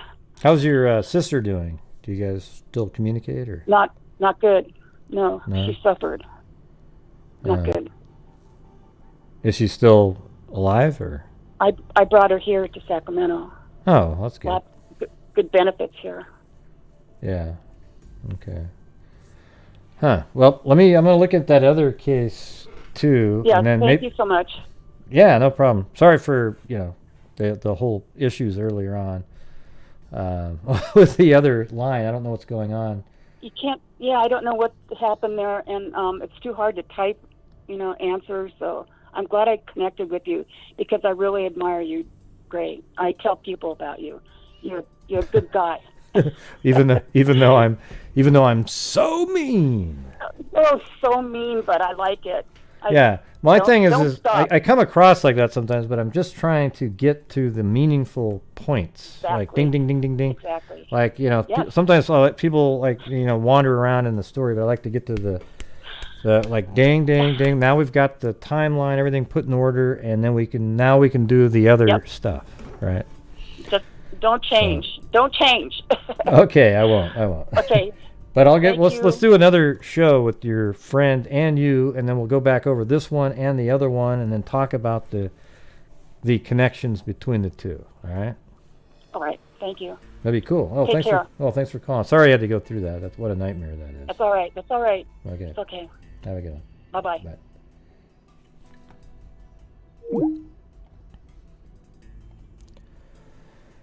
Wow, that was absolutely nuts, right? Yeah, I mean, sounds like, just in a recap here, that, let me get to the file here. Yeah, it looks like Lillian took the kids to church, probably, in town here, whatever, somewhere around in here. And then when they got back from church, the estranged husband, for some reason, like, why would he even care at that point to go do something with these two kids other than to get them out of there, right? So he goes there, and he's not a biological parent, right? So it's a little weird when you have an estranged, non-biological parent really wanting that visit time with a 14 and a 16-year-old daughter, right? So anyways, he goes and picks them up.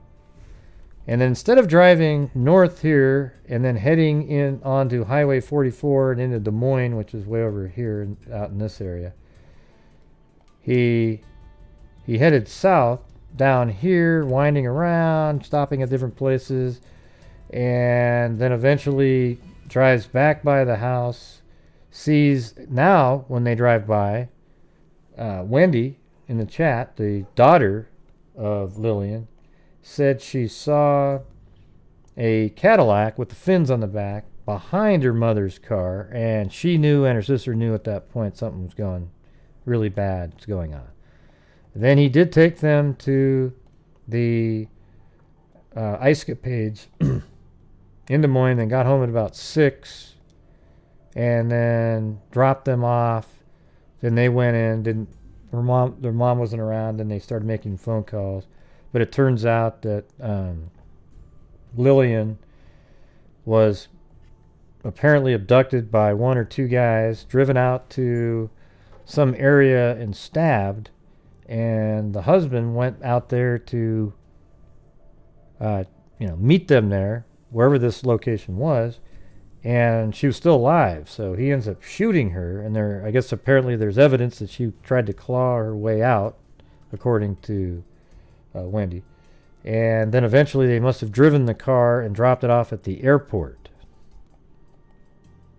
And the thing is Lillian was getting $800 a month in alimony, basically, and got the home, and this really pissed the guy off, and he just wanted to take her out. Crazy, huh?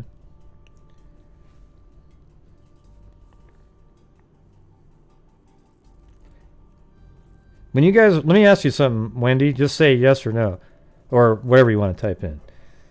When you and your sister were at the ice capades, were you guys nervous the entire time? Thinking, oh my God, why was that Cadillac in the driveway? You were. How did he act during that time? Did he act like... Didn't you think it was weird that he wanted to take you guys to an ice capade. Right? Like, I mean, why would he give a damn?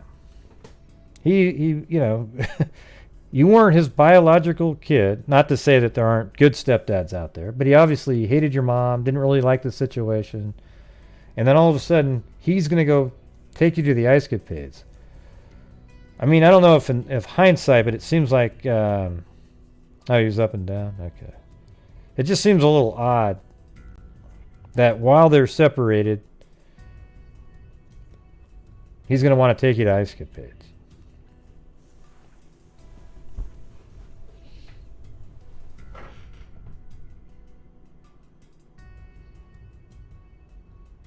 Well, I don't know, but ice capades used to be more like actual ice skaters. A little different, I think, back then.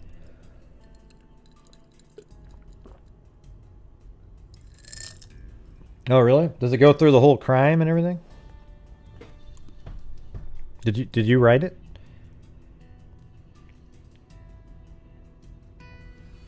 Yeah. Okay, well, we're definitely going to revisit this one here. And thank you for, allowing me to do the way I do it without people getting all offended. Oh, God, did you hear the way Gray was? No, I'm just trying to get the little parts in there that actually tell the story, Because now we've got all that other information that is nuts and the timing of it. It's hard to do it a different way. Because if you don't do it that way, things get off the rail and then you don't remember how to get back.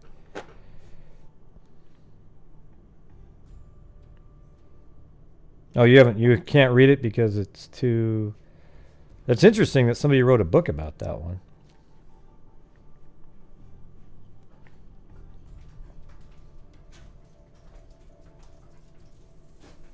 By Carol McKibben. Huh? Now let me put those in there. Lillian's Legacy. Kubi's going to buy that book and read it in 5 seconds.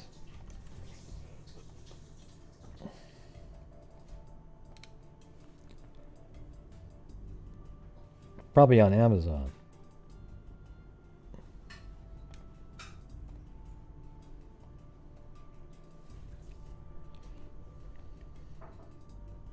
Anyways, thank you very much for calling in.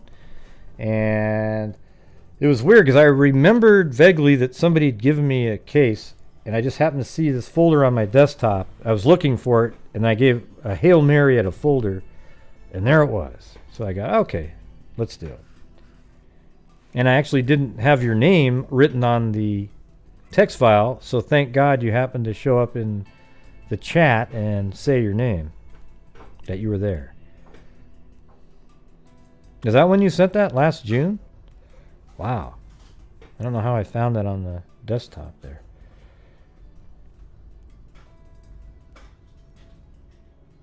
Or is this another... Did you send me another email at one point?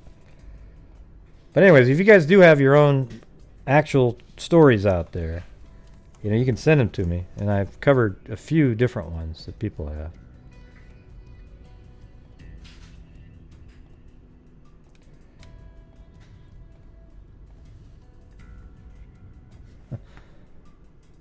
Well, thanks, Steph May, again. Jeez, man, you must have won the lottery while you were on that train.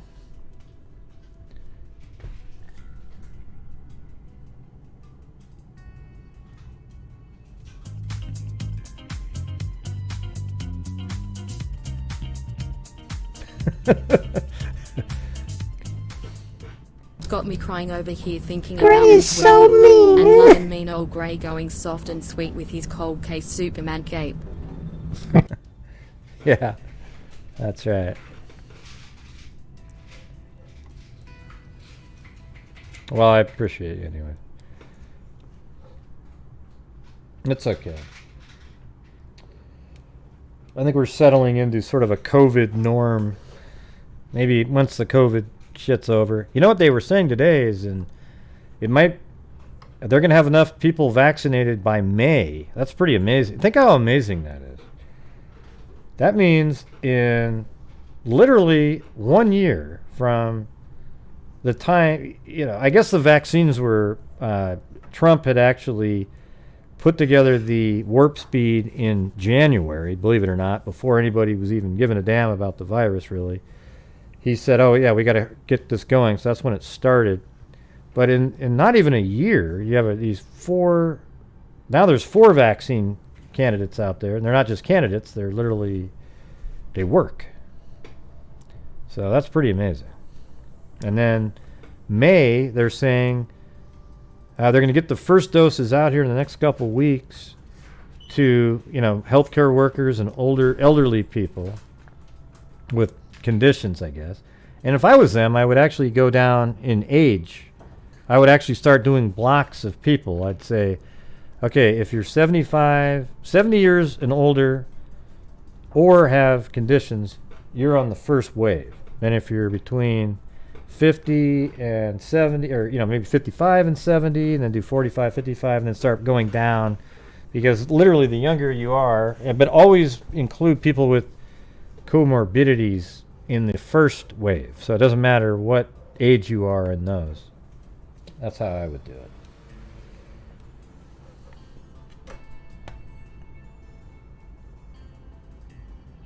If you guys give a damn about what I was just saying.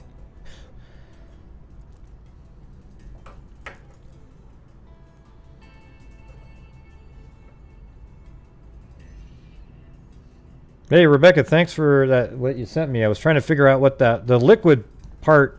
I don't know what that was, but it opened up or something, and stuff was all wet. So I just, I'm not sure what to do with that.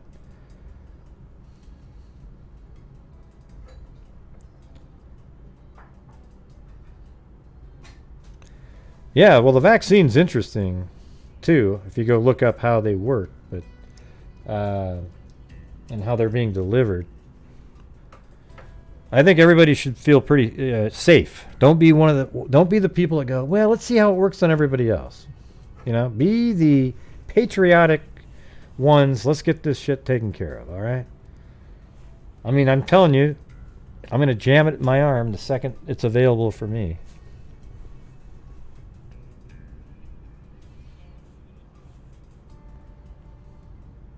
What I always think is funny is you got these people that are anti-vaxxers, and they say, look, I never get the flu. And I always look at them and go, I know, because there was enough responsible people who took the flu vaccine. That's why you didn't get it. It wasn't because you have this super duper immune system. You didn't do anything, like it wasn't I eat 16 packs of kale every day. It's, no, it means that there was no virus around you because there was enough responsible people who took the vaccine. That's the reality of it. And that's how vaccines work. I think 70% of the population has to take it for basically herd immunity to occur.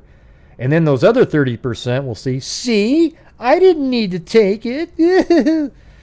Yeah, right, because the other 70% were responsible people. Oh, yeah. Well, what's cool is Steph May doesn't need to. Yeah, she doesn't have to take it now. No, I'm just saying, when I go to the pharmacist, and he's got the little tray with the shot on it, I'm gonna go run up to him, shove him out of the way, grab it, and jam it in my arm. Obviously, I'm not really gonna do that. I'm just saying I'm gonna get it as quick as possible. Yeah.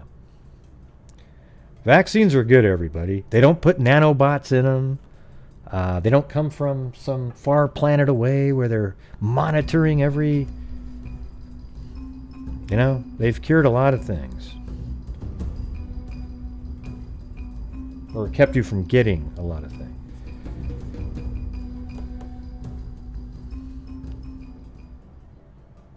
Although if Linda Howell was here, she probably would say that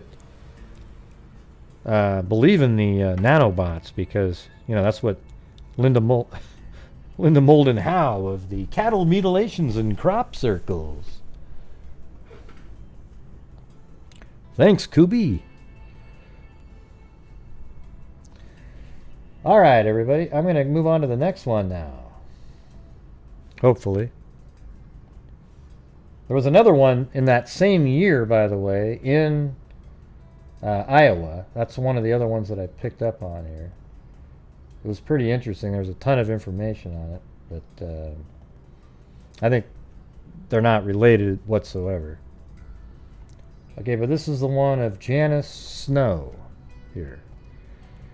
Another interesting... See, I just love... I don't know what it is, but I love these old pictures, even though they're crazy craps going on in them. I mean, it looks like they're actually moving her body from here into, it looks like a hearse even, and these old cars. But this is the 1965 and in Des Moines, so same, everything's the same basically. Same area, same year.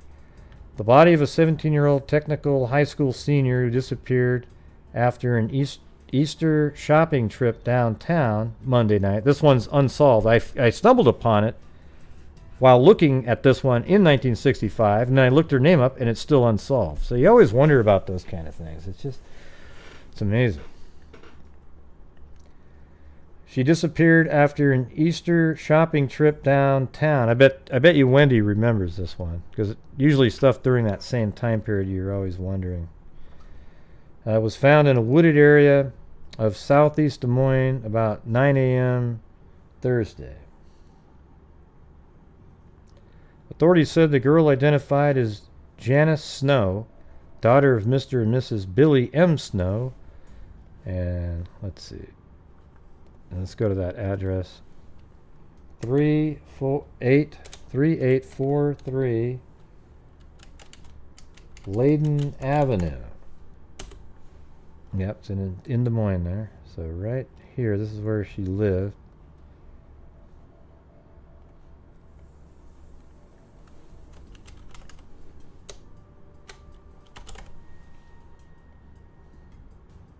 Oh, you don't know this one? Okay.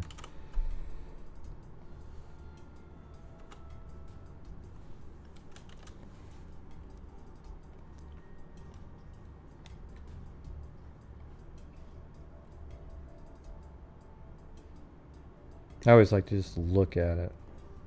Yeah, these kind of look like they may have had, you know, some siding renewal, but those kind of look like could have been there, especially this one. And that's the house. Small.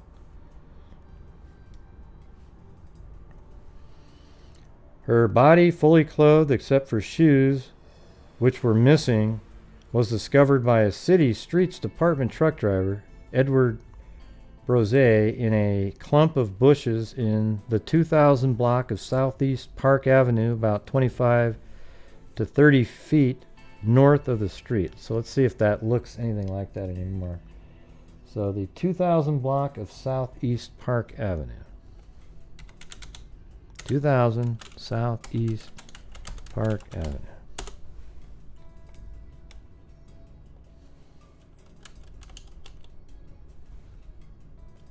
Well, thanks, Gene Fish. In honor. So right here. Oh yeah, look at that. It does have the hill there. That's interesting, see? Crazy. Totally different now. I bet if you go back to 1990, maybe. Yeah, see, there you go. 1990, there's none of these houses right there. In honor of Wendy.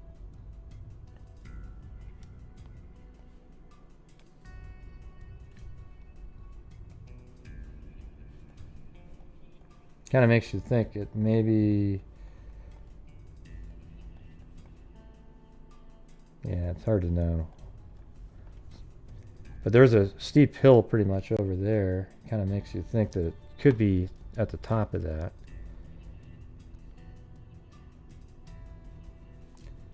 There's a wooded area in the 2000 block of Southeast Park Avenue North.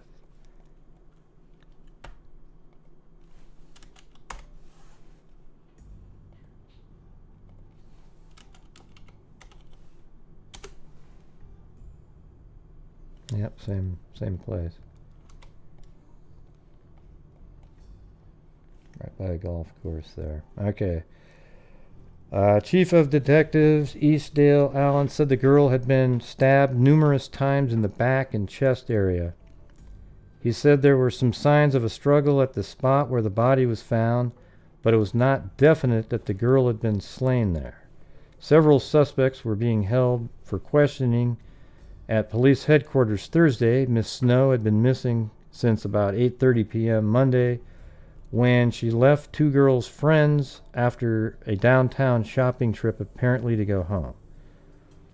So let's see. She'd been missing since about 8:30 p.m. Monday when she left two girlfriends after a downtown shopping trip. And she left them so she could go home. Miss Snow's father had reported to police Tuesday afternoon that the girl was missing. So he waited the next day, and then Sally South 15 of 1822 10th, with whom Miss Snow's parents thought Janice had spent Monday night, called the Snow home Tuesday and said Janice had not been at her home Monday night. Miss South told Miss Snow that she had left Janice downtown at 8:30 p.m. Monday and thought she had taken a bus.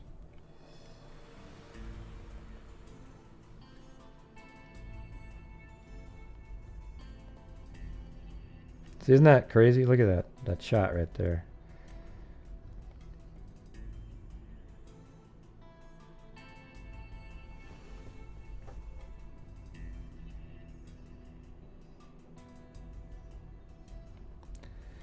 Miss South said she had given Janice 30 cents for a bus fare at the time. Mrs. Snow said she had given her daughter permission to buy an Easter dress after school Monday, and she expected Janice to spend the night with Miss South. Miss Snow said that after realizing Janice was missing, she checked Tuesday. That's so weird, because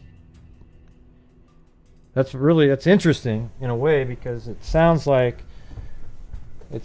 Janice lied to her mother and said, "Oh yeah, I'll be staying overnight at my friend's house."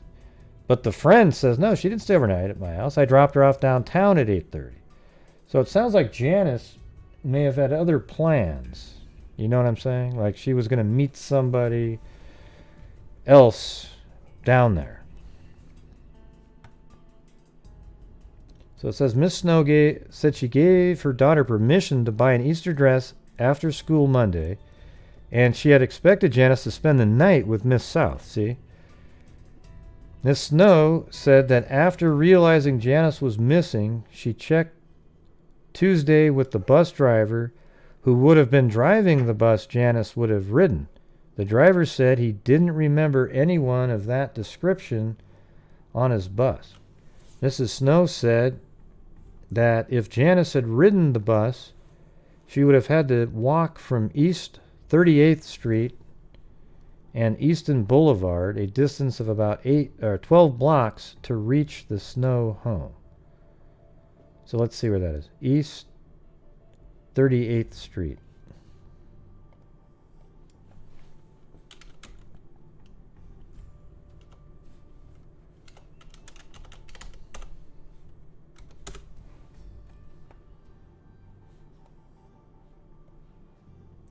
Okay, well that's where she lives.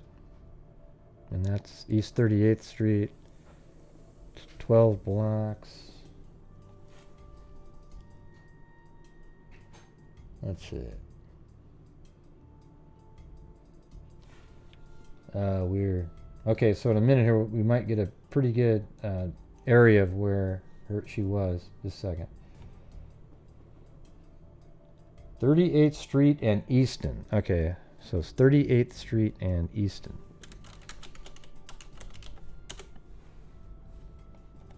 No, well, that was exactly where I randomly was looking at. So this is where it says right here that Mrs. Snow said that if Janice had ridden the bus, she would have had to walk from East 38th Street and Easton Boulevard, a distance of about 12 blocks, to reach their home. So this is where she would have got off the bus. So, bus stop. And then she would have walked up the street from there and then made it home. Okay. That's if she had caught the bus, but apparently she didn't take the bus. It's just interesting for you guys. Just want to make sure we're all still interested.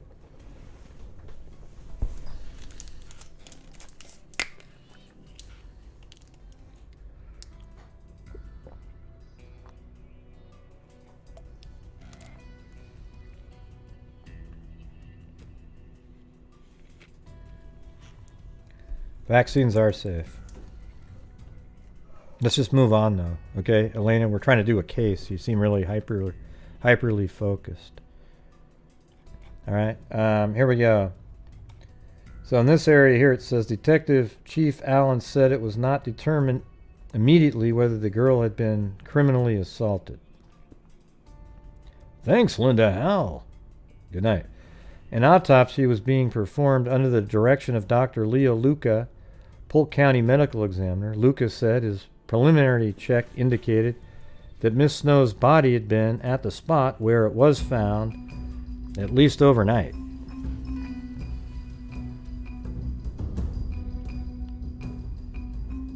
No, I think she met with a guy that probably a guy, because even her friend didn't know. Night, love you all. Her friend Heart, said, heart. Thanks, Linda. Linda Howell, as in Linda Moldenhau. Yeah, it sounds like she lied to her mom and said that she was going to stay overnight with this friend, but the friend said, no, she didn't stay overnight with me. I dropped her off at 8:30 somewhere. So it seems like she was probably going to meet up with somebody. Yeah. An autopsy was being performed under the direction of Dr. Leo Luca, Polk County Medical Examiner. Luca said his preliminary check indicated that Miss Snow's body had been at the spot where it was found at least overnight. Rose of 2303 Southeast 5th Street, the city truck driver, told police he had started to climb a 6 to 8 foot high bank along Park Avenue to check a survey marker when he saw the body. He called to the other street department workers in his truck, Robert Mendenhall of, it's weird how they give all the addresses of all these people.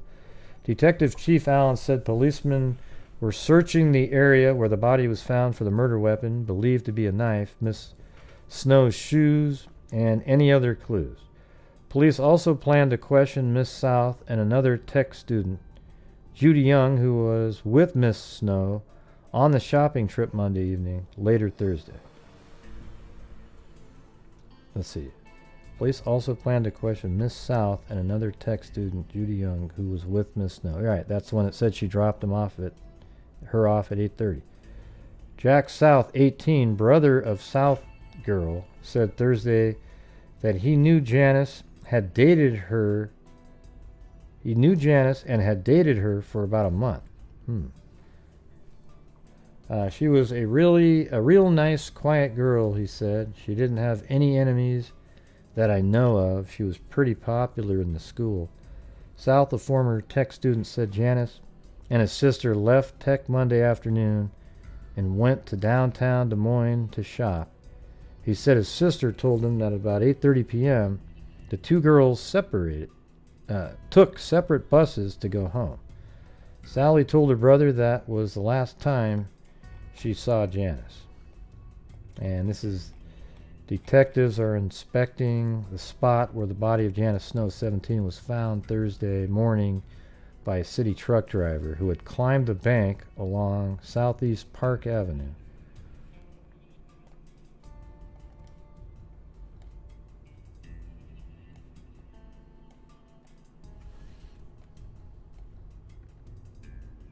Let's see where Park is.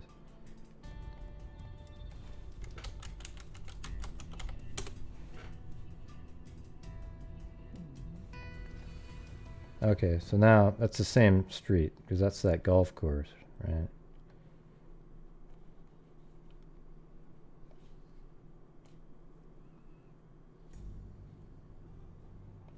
Yeah. And then, so I think it was a 3,000 block, right?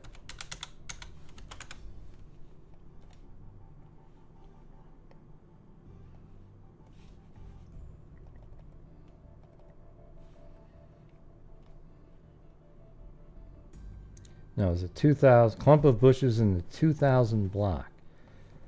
All right, so that's where 3,000 is. So that means if it's 2,000, it's in between the two.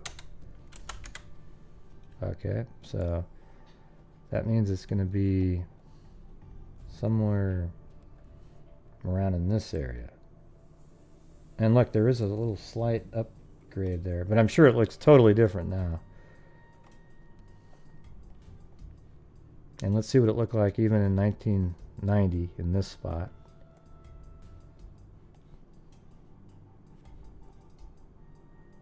$1984, nothing. Okay.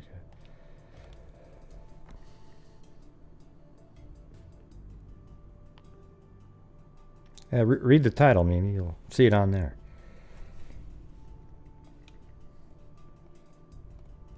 Because what happens is when somebody comes in, hey, what are we talking about? Then all of a sudden, everybody's explaining, and then we're not listening to the next part. It's good just to show up on time, that way you don't miss it. They're all nice. I'm the one that's not. Okay? All right, so here we go. We're on the... I've got two... This is sort of a standalone article right here. Well, actually, this one right here is the first part of an article that came out a month later. It's a lot longer. Yeah, you better go get the... yeah, if you don't get notification, then hit the unsubscribe, hit the subscribe button again, then hit the notification bell. Yeah. And then say all videos. All right. Okay, here we go. The unsolved murder of Janice Snow. Isn't it weird, like a month later they're talking about it like it's like an introspective from years ago? Yeah. Downtown Des Moines was bustling with homebound pre-Easter shoppers the Monday night of April 12th when three friends said goodnight and a teenager named Janice Snow walked away to meet a bus, and then it says, and murder. 17-year-old Janice, a Tech high school junior, was carrying her school books. This seems like this is going to be, it's a real detailed article right here. Okay. You guys, I'm going to make something that's going to be really cool. Hey, by the way, let me just take a pause because let me show you this program that I'm dusting off that I've had for years. You see this one right here? It's called, God, I mean, this thing is 20 years old, but it still works amazingly. But let me see if we could, hell, I don't know how to do it. But what it is, it's a program that you can take, and it actually, you know, this is a 3D face from a program that I've got. And we could turn this one into, like, this is going to be Mary Lou, okay? And so what's cool about it is you can go to, and you create a text file that has the exact words that you say. I guess I'm in jail. You guys can't even watch it. Darn it. Anyways, let me show you this. So in this program here, you can just select, for example, you know, I mean, I'll just pick one of these. Sassy one here, okay? And then it actually loads up the corresponding text document at the same time. And then you hit OK, and then it actually literally takes these different morph targets that were created for the mouth and moves it. Watch. Name is Sasquatch. Oh, I got a boy's voice to it, but anyways. Now watch me be sassy. See? My name is Sasquatch. Now watch me be sassy. See, but anyways, you can take, what I could do is I could take Mary Lou's voice. Here, let's try to do one really quick and simple here. Let me see if I can do it. Hold on. Let me get rid of the music for a second. What should I have Mary Lou say? Somebody type in exactly about an 8-sentence, and I'm going to use that one, okay? Ah, crap, I lost the... Yeah, because I know you guys were getting antsy. I'm switching for a second. No, like, give me like a full paragraph. Well, I was going to do the so mean thing, okay? That was something I was going to do. So let's do that one. As a matter of fact, that was one of the ones I was going to do. That's so funny. I think it's the gray you're so mean. That's how Mary Lou says it. All right. So we got that. And then first we're going to do this. Hold on. Gray, you're so mean.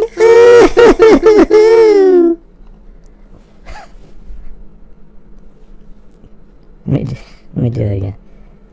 Gray, you're so mean.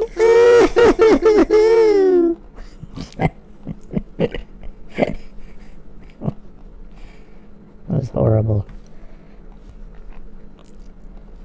Gray, you're so mean.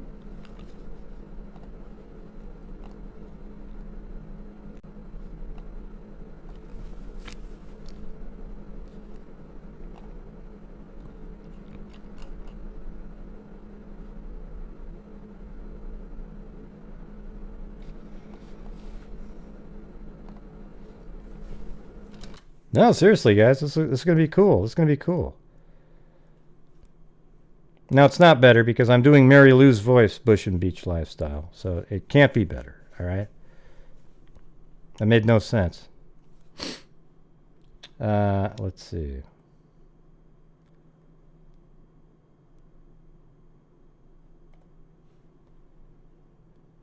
Yeah, so we've already got her, and then I've got a...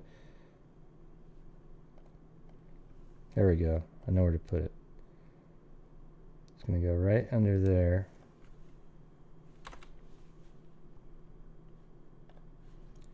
And then I'm going to save it as so mean. Just like that.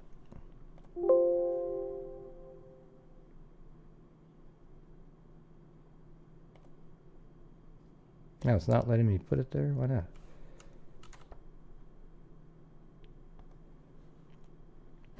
Okay, I have to do it somewhere else.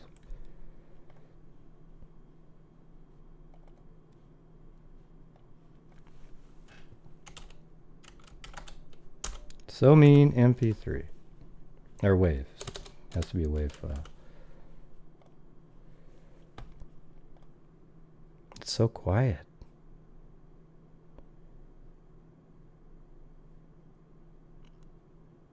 Nah, I'm not mean at all. It's always you guys. You know, not paying attention, doing your own blah blah blah blah blah blah. Yeah. Yeah. No, it's total truth. It's the truth. Sorry about that. Just like I was saying a minute ago. It has nothing to do with... No, Mary Lou's great. It's not nonsensical. Mary Lou's an actual, real existing person. And nobody asked you Bush and Beach Lifestyle, to be honest with you. Yeah. Let's see. So we're going to do that. So I got that one.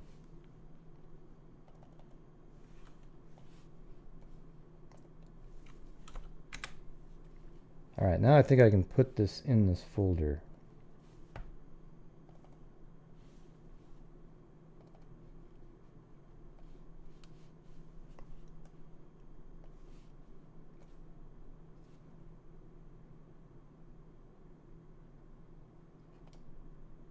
Okay, good. Got it in there.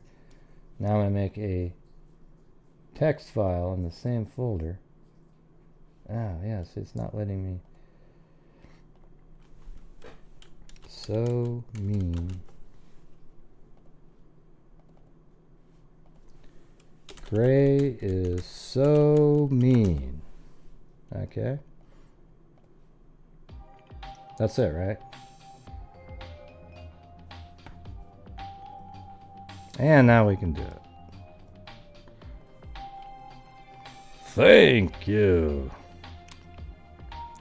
Well, it's true. Nobody asked if you don't like my character or not, you know. I don't really give a shit if you do, or, you know. I'll let you know if I'm interested in what you think about it, though. Let's see. Ray, you're so mean. All right, let's see. Now I gotta get the text open now. Oh wait, I have to drop that in there.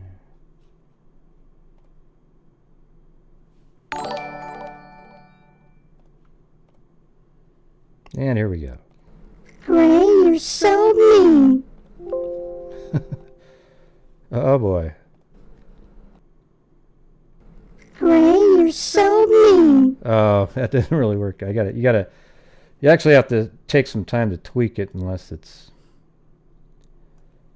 you know, you have to move these things around, and actually, when it's all said and done, it works pretty good. Anyways, that's what I might work on. Later on, it'll just show up on the screen. And it'll be like a, you know, someone sending me to jail or not. I learned all these on my own, and then I went to, from like 90 to 2000, I just did it on my own, and then I went to the Art Institute for 3D Studio Max. Yep. I'm always so mean. There we go.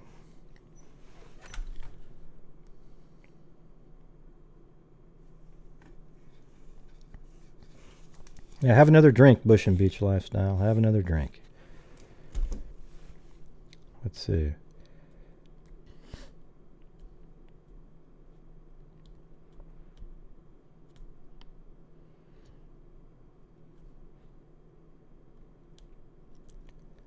Let's see. All right. Okay, let me get back to the story now.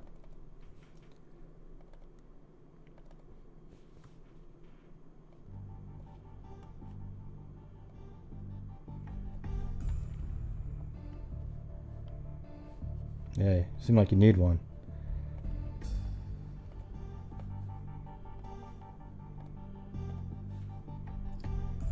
All right, let me get back to this.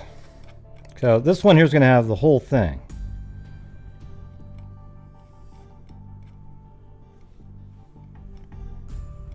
I think it's a huge article on both ends. But there's also this one here. See, this one had 850 quizzed in Snow Girl's murder, no clues found, but then it also mentions Lillian Randolph at the end, because it's referring to another case that's hard to, that's not solved.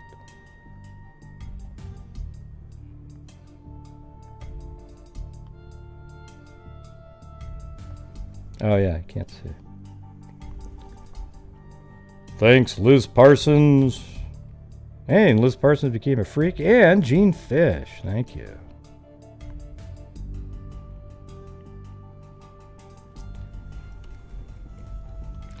No, Bush and Beach Lifestyle. What it is you said, oh yeah, someone else does it better, but Mary Lou is who I was trying to imitate, not somebody else. And then you get all butthurt about it, you know, and you have to diss on my character, the character that I'm using.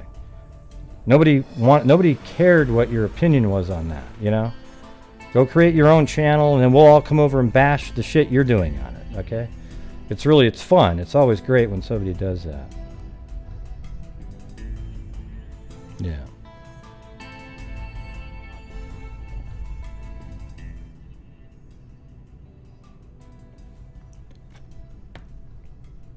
Right? I mean, it's kind of rude, in my opinion. But in your opinion, it's like, oh no, it's a nonsensical character. Ew. Yeah, well, okay. I guess we're tossing Mary Lou out now. Now, there's no more John Boy and Mary Lou, because Bush and Beach Lifestyle doesn't like them, and they're nonsensical. So instead of it just sort of being a funny, fun thing, now it's, it's got ridiculed, and it's fucked. Okay? So here we go. 17-year-old Janice, a Tech High School junior, was carrying her school books and purse, which contained bus fare plus a dime.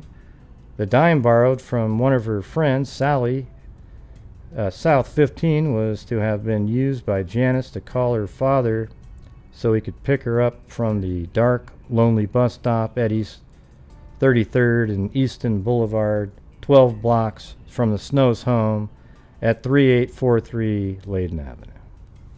Say, there you go. Her parents, Mr. and Mrs. Bill M. Snow, were home but not expecting a call from Janice. She had indicated she would spend the night at Sally's house. See, she made that shit up. Let's see where Sally lives. So now they have that one. 1822 10th Street.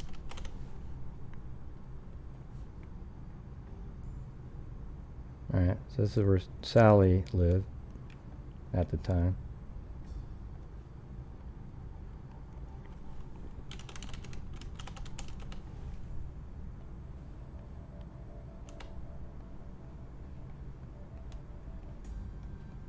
Yeah, and then she was gonna... I wonder where they were just before that, though.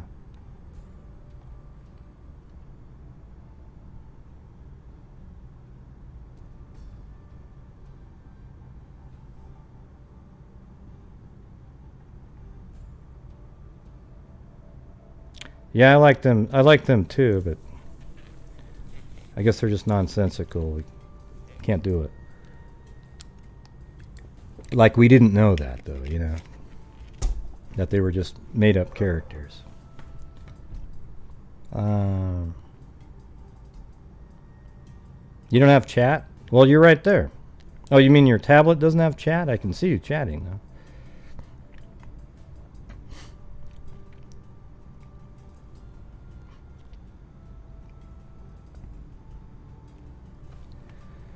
Okay, her parents, Mr. and Mrs. Bill M. Snow, were at home, not expecting a call from Janice because they thought she was. She had told her mother that she would be spending the night at Sally's house, and they weren't worried at all because that's where she was supposed to be.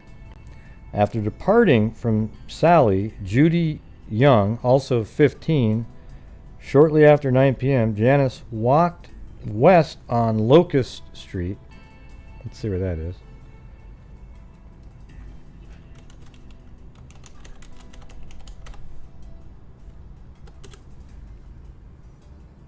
Okay, so this must have been where they were downtown.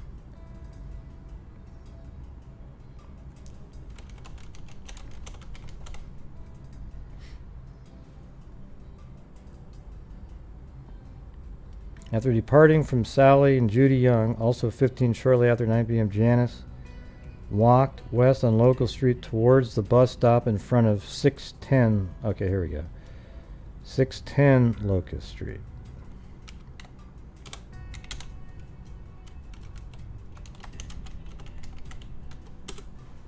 Yeah, pretty close. Pretty close guess.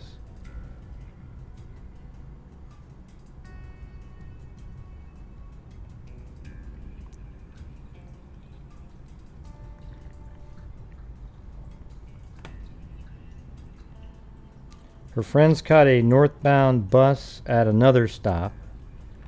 The eastbound fairground bus Janice was to have taken left at 9:17. And so she's left it just shortly after 9, so she had plenty of time to catch that. But it is doubted that she was on board.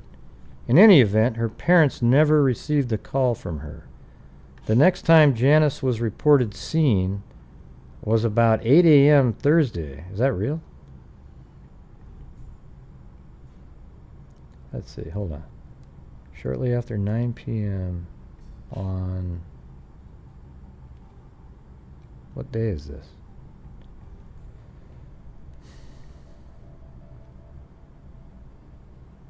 Okay, homeward previous shower on Monday night of April 12th when 3 friends... So it was Monday night, and then they say that... How are they seeing her on Thursday? The next time Janice was reported seen was 8 a.m. Thursday. City Street Department truck driver Edward... Oh, 9 a.m. Thursday. Wait, hold on. The next time Janice was reported seen was 8 a.m. Thursday.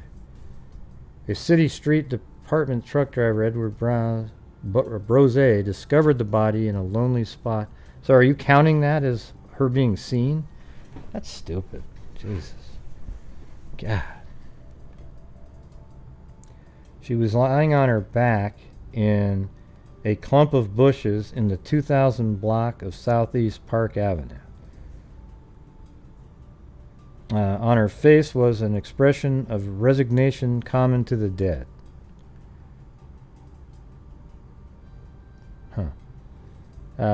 She had been stabbed 14 times, and police believe she died slowly, engaged in a feeble struggle to help herself. Wow. Who killed Janice? Where and when did she meet her killer? When was she stabbed and why? More than 3 weeks later, those questions remain unanswered. Police have questioned more than 750 persons. Many have been given lie detector tests. Officers have questioned bus drivers and passenger taxi cab drivers, passerby who were in the vicinity of 6th and 7th and Locust that Monday night. Persons were working late in the office building near their restaurant operators and waitresses, hotels and motel operators, desk clerks, busboys. Officers have talked to informants. They've picked up vagrants, known sex offenders, men who have been known to cut women with a knife.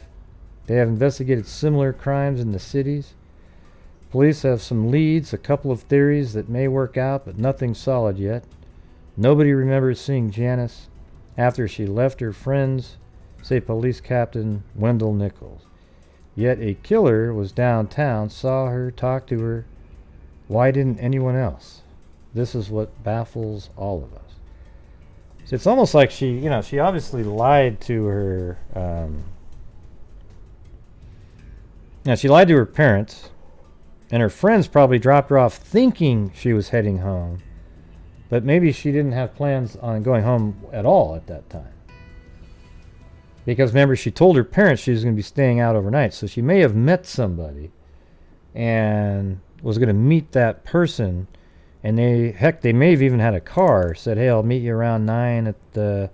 And then this person picks her up and it just, he's a bad actor. Or, said, hey, so he pulled up next to her and offered her a ride or something. This is 1965. Right? All right.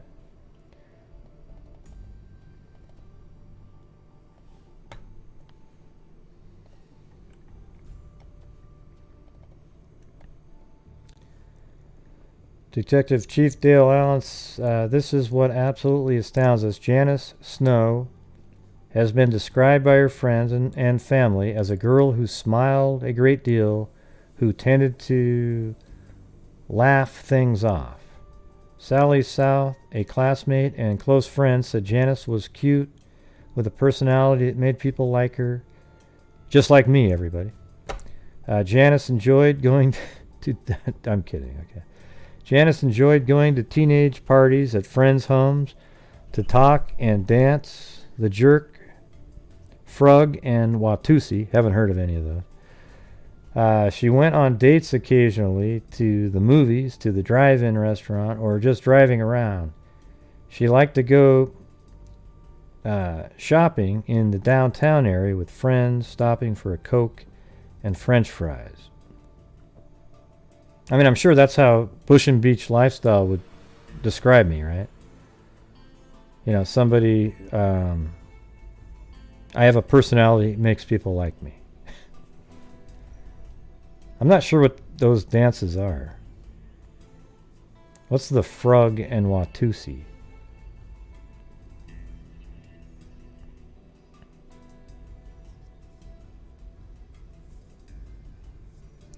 She went on dates occasionally to the movies, to drive-in restaurants, or just driving around. She liked to go shopping in the downtown area with friends, stopping for a Coke and French fries. Janice attended Sunday school and church services regularly. Jack South, 18, Sally's brother, described Janice as his steady. So this is the friend that she was supposed to stay overnight at, though they had dated only a few times. But this girl, who, according to those who knew her, was touched by the same things that touch all girls and had bright hopes for the future, was brutally stabbed and dumped in a muddy, secluded spot. Janice had not been assaulted sexually. Her stockings were torn but still fastened to her underclothing, which had not been disturbed. Her stockings were torn but still fastened to her underclothing. Huh. Her black all-weather coat was unbuttoned and open. Her black and white checked dress was pulled up over her thighs. When her body was discovered, Janice's left hand was gripping a fallen sapling. Oh boy. The left elbow, look how crazy this detail is here, right? Janice's left hand was gripping a fallen sapling. The left elbow slightly under her, so let's see. Discovered Janice's left hand was grabbing a fallen sapling. The left elbow slightly under her. The right arm was under her body, as if she had been trying to push herself upright. So is she laying on her stomach at this point?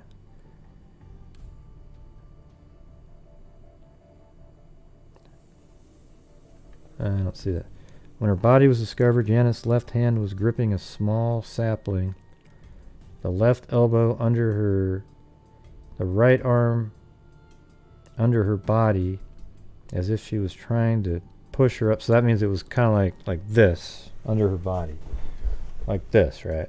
And then the other hand was like, she was kind of like, I don't know if you can see this, but like kind of gripping outside a sapling, and then this hand's underneath her body like this, right? But she's face down on the ground. That's how I picture it. You wouldn't know if she was trying to lift herself up if it was underneath of the back.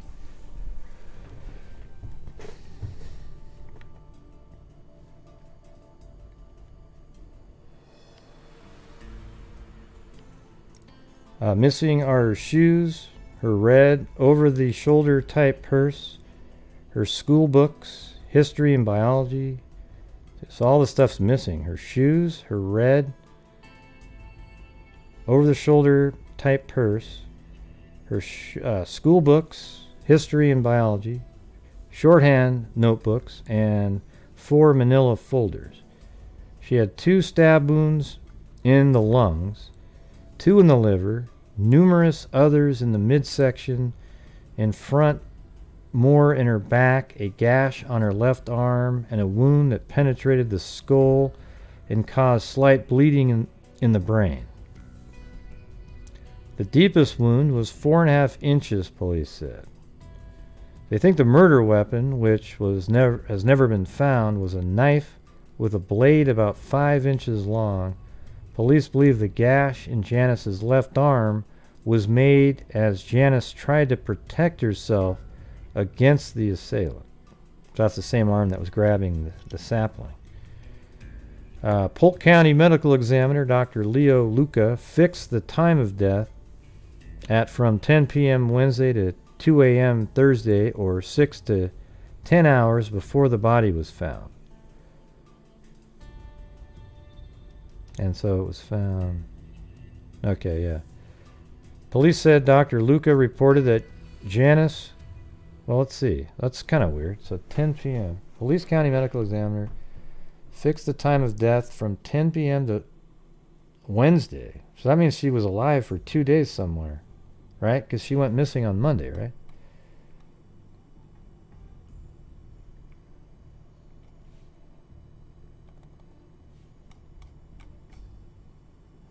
Yeah, look at that. Monday night of April 12th, when 3 friends said goodnight. So that's Monday night. Wow. What the hell was she doing for those 2 days? It was some guy. God, it's weird. I mean, you'd almost think if there was internet back then, this would make total sense. Like, but you know, it seems like you would know somebody that you would meet at this time. You know, back in 1965, it would be somebody that you knew. That's who you'd be meeting. It's not like it's the internet. There was no internet or anything like that. So I wonder how that circumstance took place. Because to me, it seems like she intentionally went to meet somebody.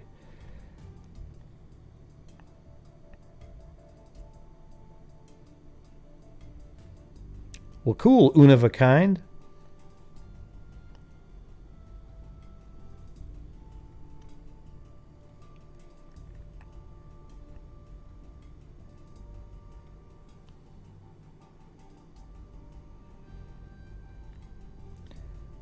So, hey, Honey, Mimi, are you guys going to be channel members so you can get the icons at some point?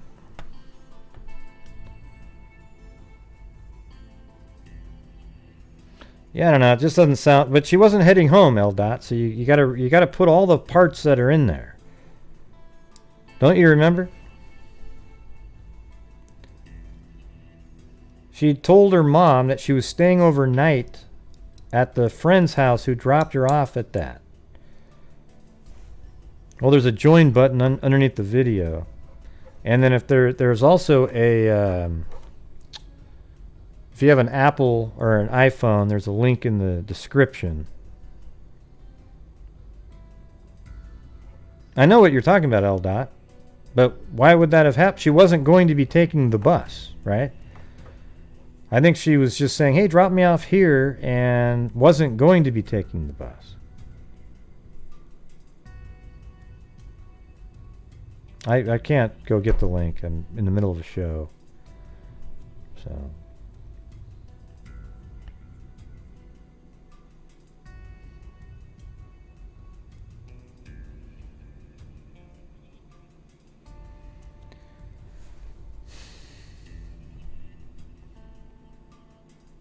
Yeah. Yeah, so when you're saying prior to the bus rides, why would she be doing that? Because the bus would be taking her home, but she told her mom she was staying overnight at that friend's house. So it sounds like she was tricking her mom, and you would think she would have told the friends, but maybe she didn't even want the friends to know. Almost like she was going to meet somebody she probably shouldn't be meeting, some older guy, and she didn't want to tell anybody that. Yeah, well, they said that she never got on the bus, L-Dot. Did you read that part? The bus driver never remembered seeing her get on the bus.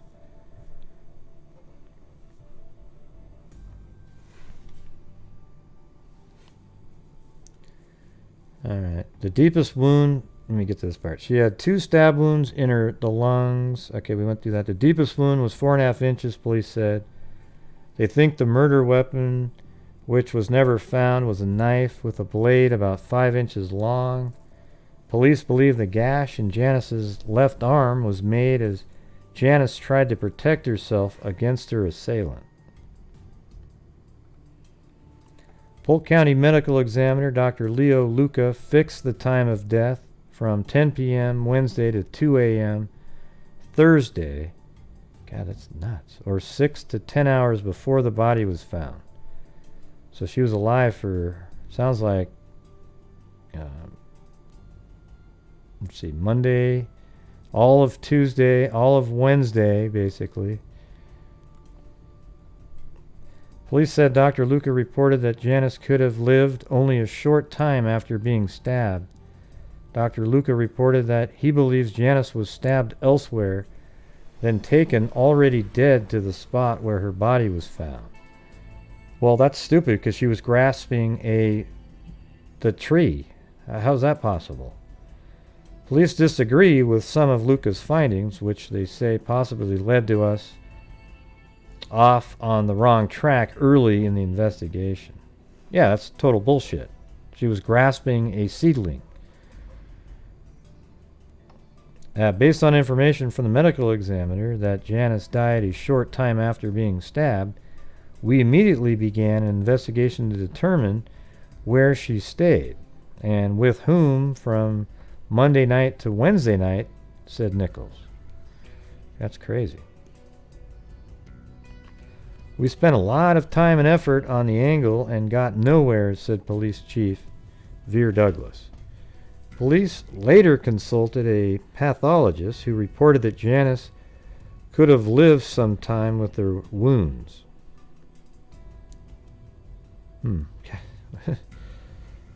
Well, don't you guys know if she bled out at all at that location? That's where she was still alive at the time. Thanks, Zozo. Look at those money eyes, man.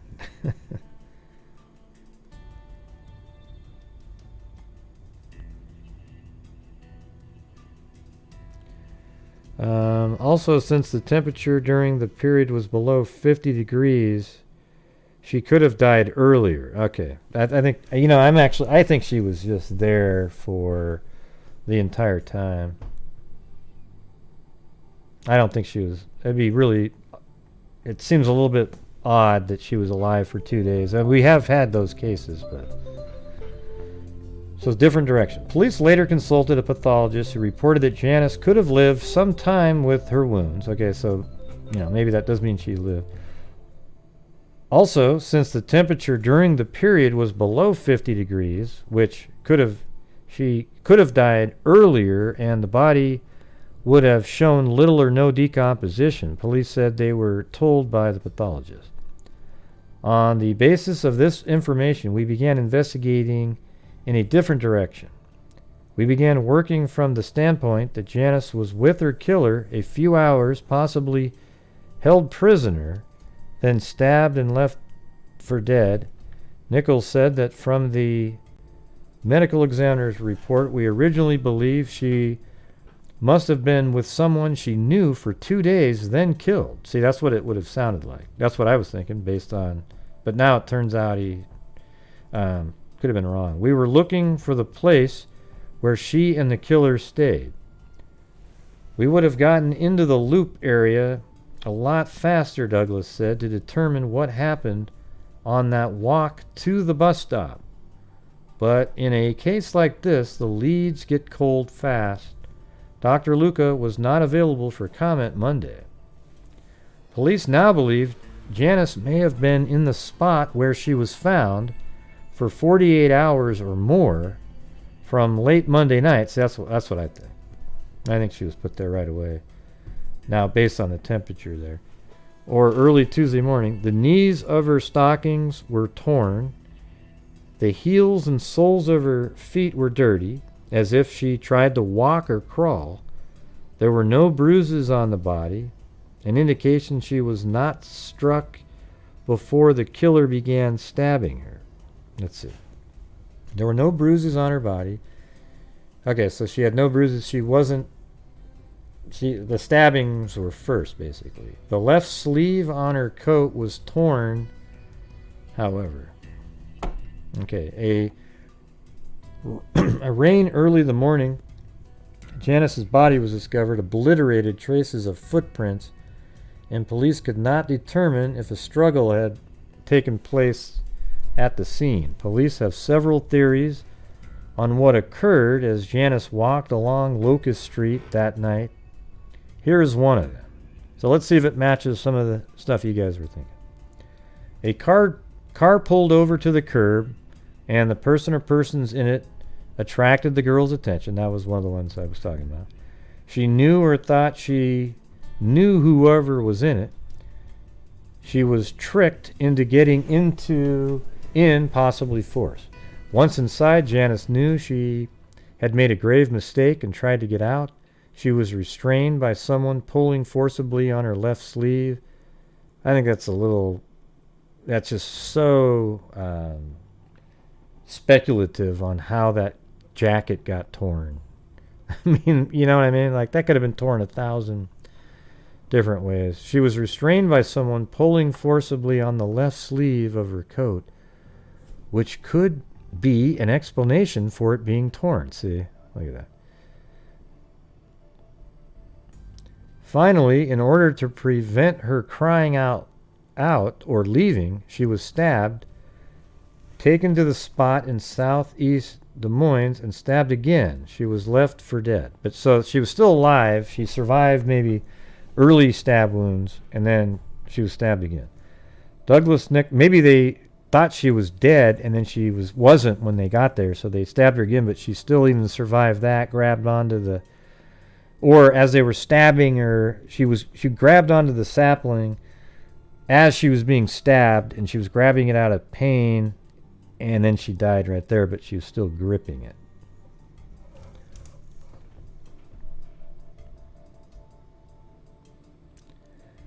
Let's see. Douglas, Nichols, and Allen also say it was possibly that Janice was picked up by a young man she knew driving. See, this sort of seems like my the other theory. You know, the other one is, this is sort of the one that makes the most sense, given that she told her parents or her mom that she was going to stay overnight at a friend's house. It sounds like she was going to meet up with somebody.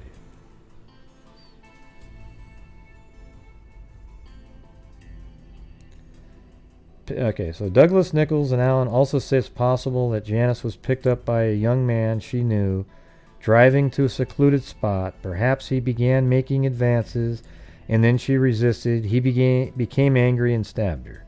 Or police believe the slayer could have been a middle-aged man, this is the serial killer type angle, who had watched Janice and was afraid to approach her near her home.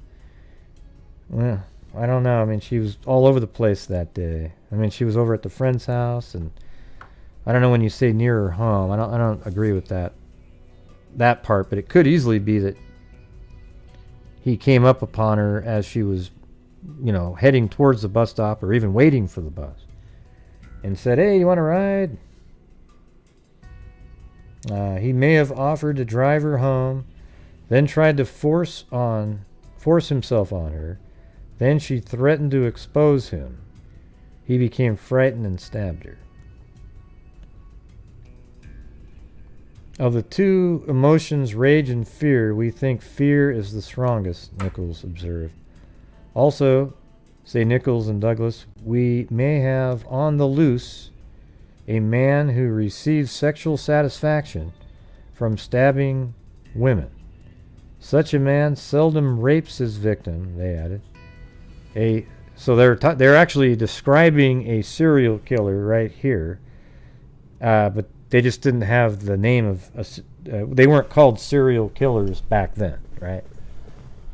Such a man, they were like maniacs, they called them. You know, remember that? Such a man seldom rapes his victim, they added.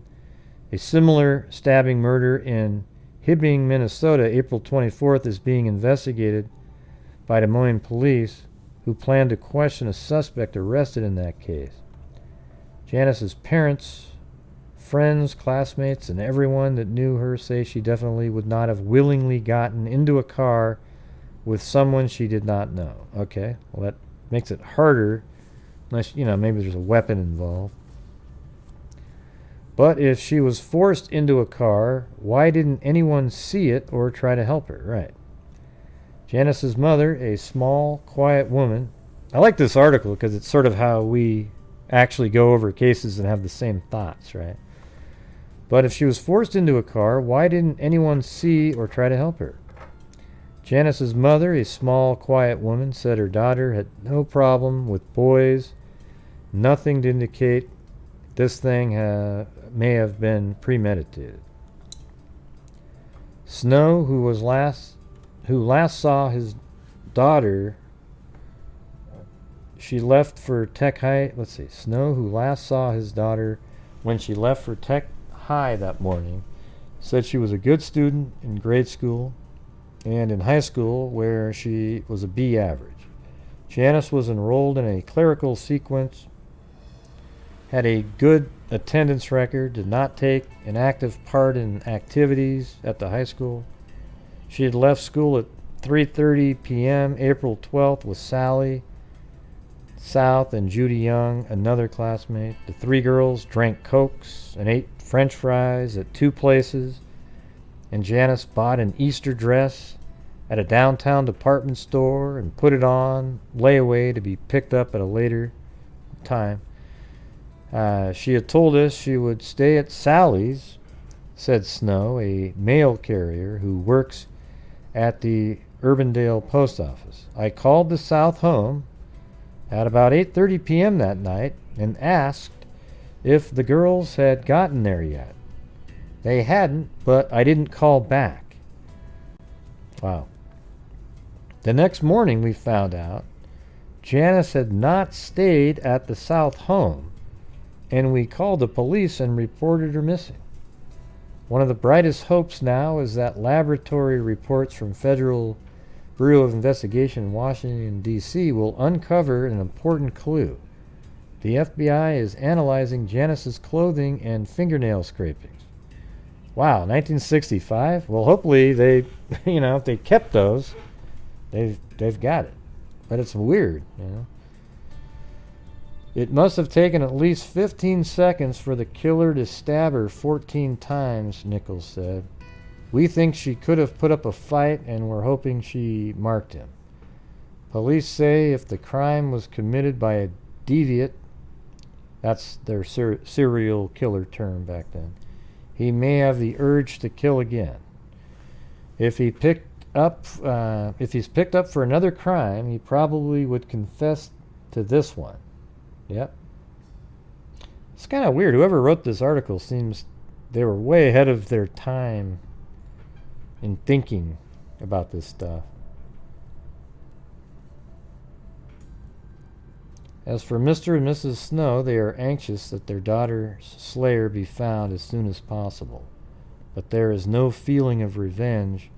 Sitting together in the living room of their home during a recent interview, they talked only of their fervent hope that Janice's killer is captured and convicted, so this thing will not happen to another girl in Des Moines.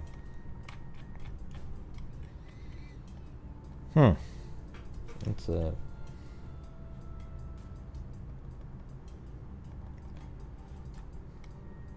that article had so much information. And this is from May 19th, 1965, 9 days after that last article. Police files on the Janice Snow murder case are expanding into volumes, but have revealed no concrete clues that would lead to the identification of her slayer. During the weeks following discovery last month of 17-year-old Des Moines Technical High School junior's body in a wooded area in the 2000 block of Southeast Park Avenue, officers have questioned 850 persons. 3 detectives and Lieutenant Russell Lewis, head of the Police Homicide Bureau, continue to work full-time in the case. They also have worked a combined total of 546 overtime hours in the investigation since the girl's body was found the morning of April 15th, 3 days after she disappeared. Miss Snow, the daughter of Mr. and Mrs. Billy M. Snow of 3843 Layden Avenue, had been stabbed 17 times. The murder weapon has never been found. Initial reports from Leo Luke, Polk County medical examiner, stated that the girl had been stabbed 14 times. Lucas said final results of the official autopsy proved Miss Snow had been stabbed 17 times. Books and purse that she was carrying and shoes she was wearing at the time she disappeared, the night of April 12th, also never have been located. That's a lot of stuff to be just out there. Detective Chief E. Dale Allen says that 45 automobiles have been checked and have 20 knives by police identification technicians. The knives and other evidence, including clothing the girl was wearing, along with samples of dirt at the place where she was found, have been or are being examined at various laboratories, including that of the FBI. Police have not eliminated a car seen leaving the area where the girl's body was found. He declined to give further details. Files on the case now are divided into into folders or volumes, as they are called by the officers, of approximately 200 numbered pages.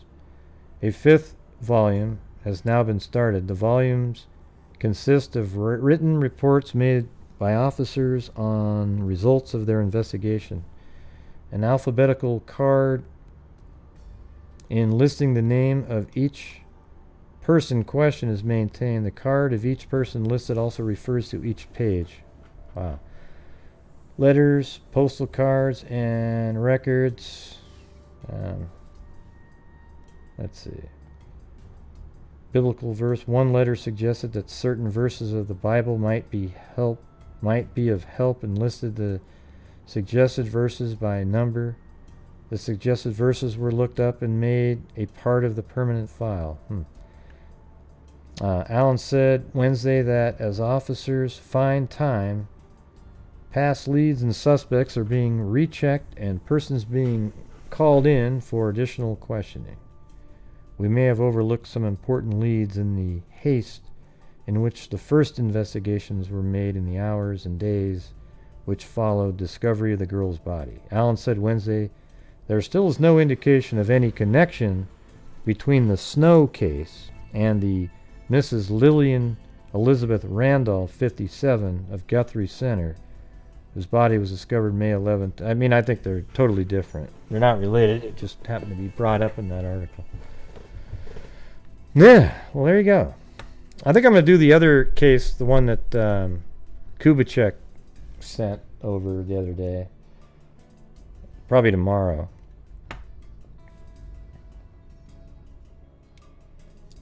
Alright, I've been on there for 3 hours.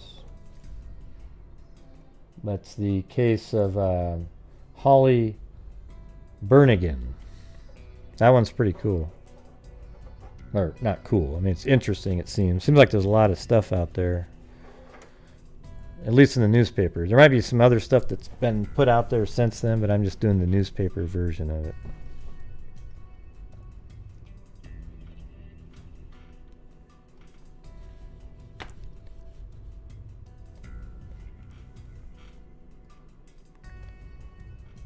Thanks, Lee D.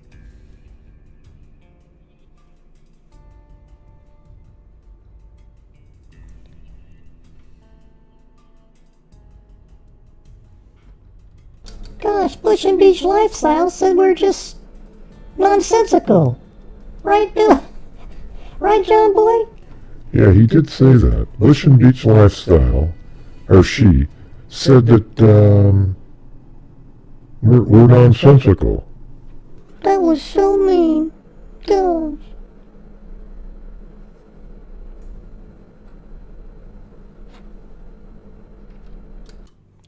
Yeah, I think so too.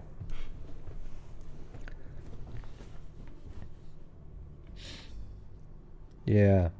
Hell, that's even one of my moderators saying that they're, you know, that nonsensical. Jesus.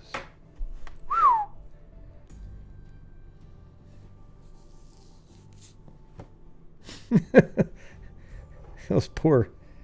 I mean, cartoon characters have feelings too, everybody. You gotta admit. Yeah, it's a tough crowd. Yeah, that does sound like something you'd say. Just no thinking at all. Just blurt out something.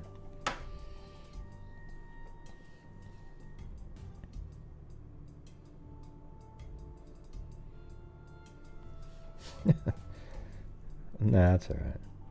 I like Bush and Beach Lifestyle. You know, but like we say, in here it's just sort of like, you know, it's like Thanksgiving dinner. Yeah, a lot of times. Some people argue sometimes, some people get on your nerves, and the next day everything's back to what it was the day before, right? Yeah, it doesn't matter. It's when people get too upset and, like, if I don't see Bush and Beach Lifestyle for a few days, then I'll go, forget it, you know? Because that's when it gets kind of strange, when people actually give a shit.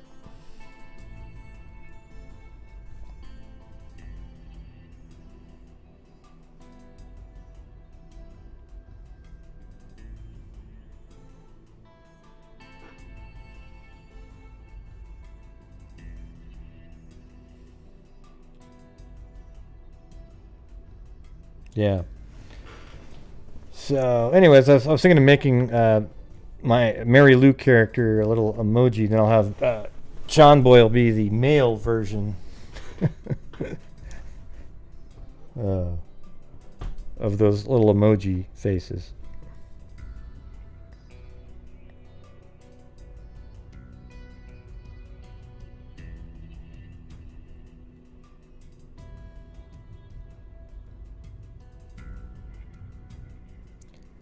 Yeah, well, are you talking about this case right here? We've already gone over about all the different things. I think the one that seems the most likely to me is that she was going to meet up with somebody already. I mean, I'd like to have more of a conversation with the friend and say, was she ever supposed to stay overnight at your house and then she decided to go home? Or, how did that work? I'd like to know more about that. Because if it was something like, well, she thought maybe she would, but then she was heading home. But if it was like, well, no, she was never going to stay overnight, then it was a ruse that she played on her parents, and then her friends were just going to drop her off downtown where she was going to meet up with this person, an unknown person. To anybody else. The serial killer angle's tough when you got it downtown, just like the article said, because then you'd have a confrontation where somebody's putting you into a car and it's in the middle of downtown, it's not even that late at night. Although, and it's May, it's not like it's middle of the winter.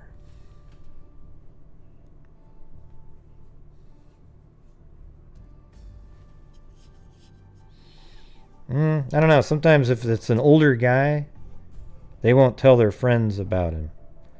And so they might not have known that there was another guy. I think they would have said something. She knew what she was doing was taboo. It's kind of similar to in the J.B. Beasley case. There's some couple interesting side stories in that one. Tracy Howlett, J.B. Beasley.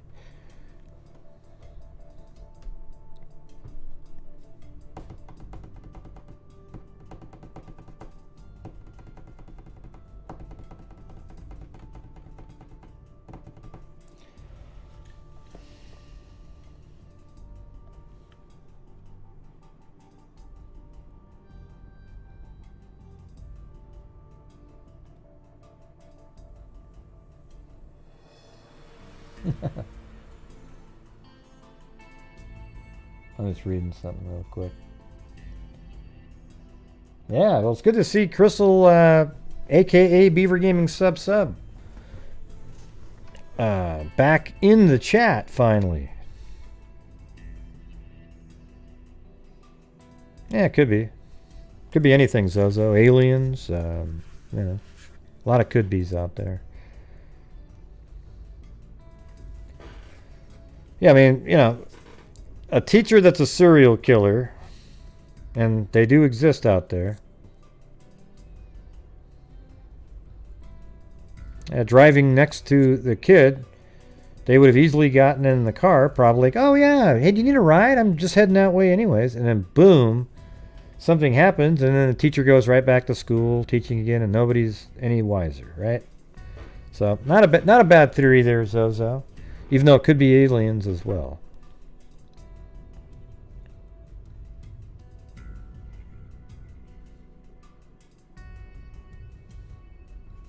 Well, IDTV's real stories. But isn't that amazing? There's so many of these out there. Like, literally, so many of these really interesting cases. This one I just stumbled upon as a side story while I was looking up Wendy's mom's case. And, this is just the classic. It's just so similar to some of these other cases that we stumble upon. It's just amazing. Somebody would stab her 17 times. See, that's where you sort of think it's not. Well, it could be the thing where the guy was supposed to be on a date with her. She didn't do anything, and then he went into rage because, hey, you're supposed to do what I'm saying. I'm the older guy, you know, I'm cool. Whatever it is, but he's a psycho anyways, and then he stabs her, but that's a lot of stabbing. Serial killers, they stab 17 times because that's what they do. You know, they're just, you know, that's part of, they're getting off on that shit. So...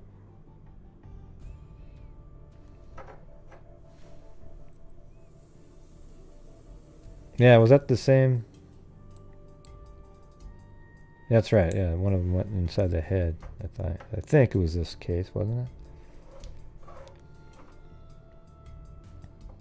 Yeah, definitely overkill. Yeah. So you sort of wonder about that. And again, that could be two of the scenarios they brought up in that article. Could be that.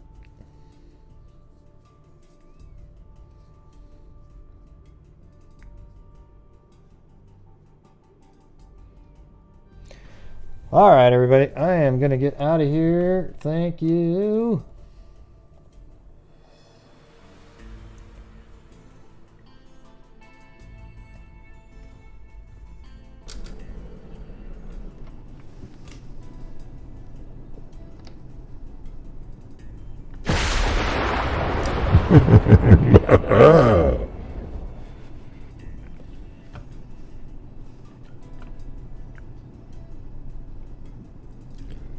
Yes, Steph May, I hope you feel better.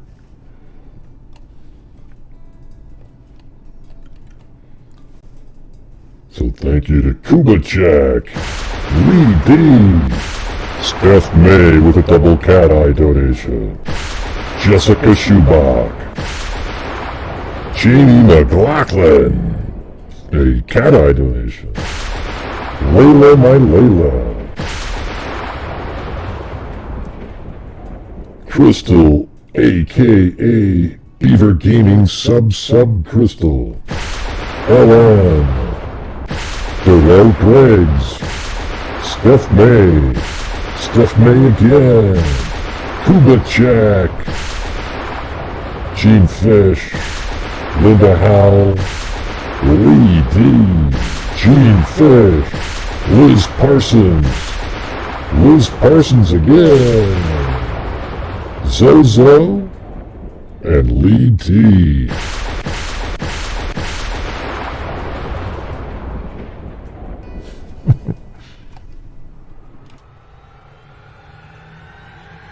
The heck is that?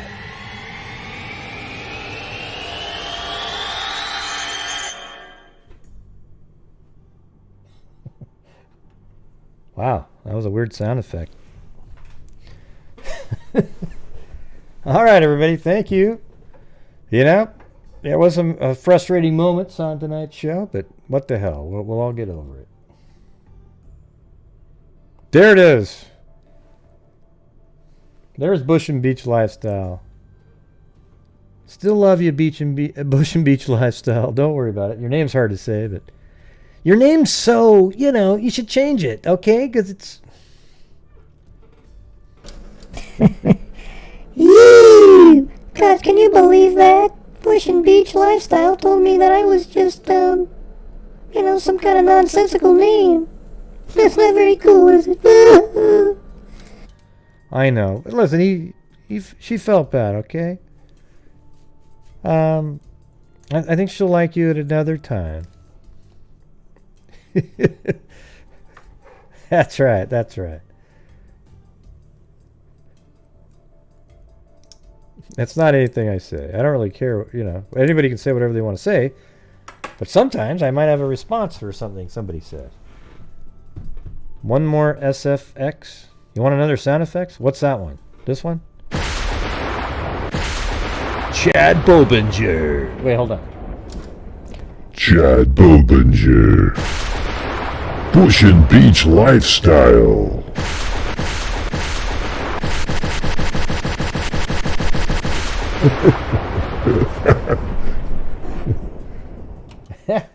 That sounded a bit like a machine gun, didn't it? That was crazy. Yeah.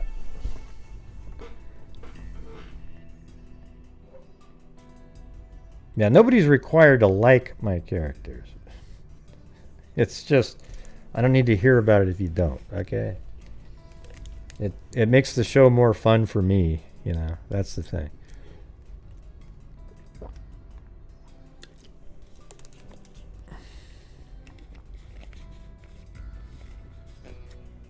Yeah, it was lightning. Yeah. I wonder how Corona beer's doing these days. You know? They should have made jokes and commercials about it. You know, stuff like, "Hey, do you got any Corona? Do you got the Corona?" "Yeah, I got one right here. I put lime and, you know." I think it might have helped sales a little bit, but I don't know. Maybe they felt like you'd be making fun of the...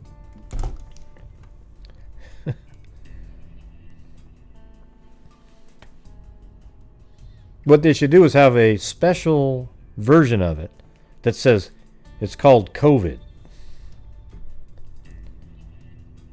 Yeah, or Rona, something like that. That's what Kelsey said when she goes, "Yeah, I got the Rona." Oh, shit.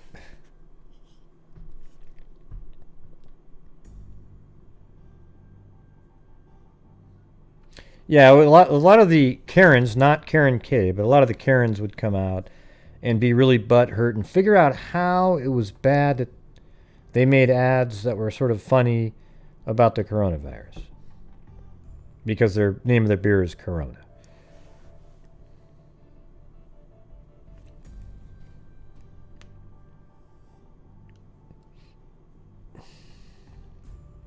Wait, do you guys have Corona? I do. And then they're holding the glass. And they drank it.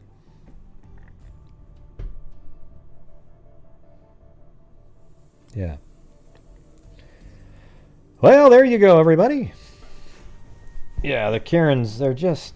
Karens are what, you know, to be honest with you, the Karens of the world, not... The people that are being referred to as Karens, they're what ruined our country. Okay, they've ruined... They've turned it into just the most whiny, just politically correct BS load of crap I've ever seen. Okay?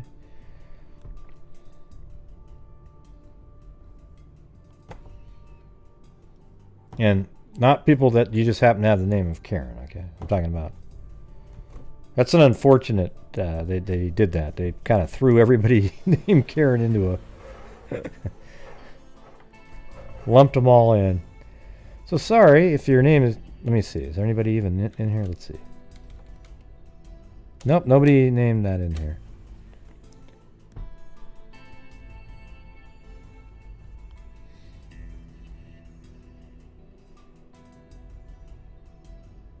Yeah. Really sensitive. So, all right, everybody. I'm going to get out of here. I got to do some reports over here, believe it or not. So I really appreciate it. And you guys can sit here and chat for a while, okay? So here we go. We're about ready to... okay, but before we go, when the vaccine comes out, all of you responsible people, take it. Get the vaccine. All of you who aren't responsible, don't take it. All right, and make sure that you, during this time, wear your mask, maintain your social distancing, and wash your hands whenever the hell possible. Okay? All right. And us responsible people will make sure that the ones that aren't are nice and healthy by creating herd immunity for the rest of them. Sound good? Awesome. All right, everybody. Thank you very much. And as I always say, everybody, I don't even know where the hell is this thing? It's not working right.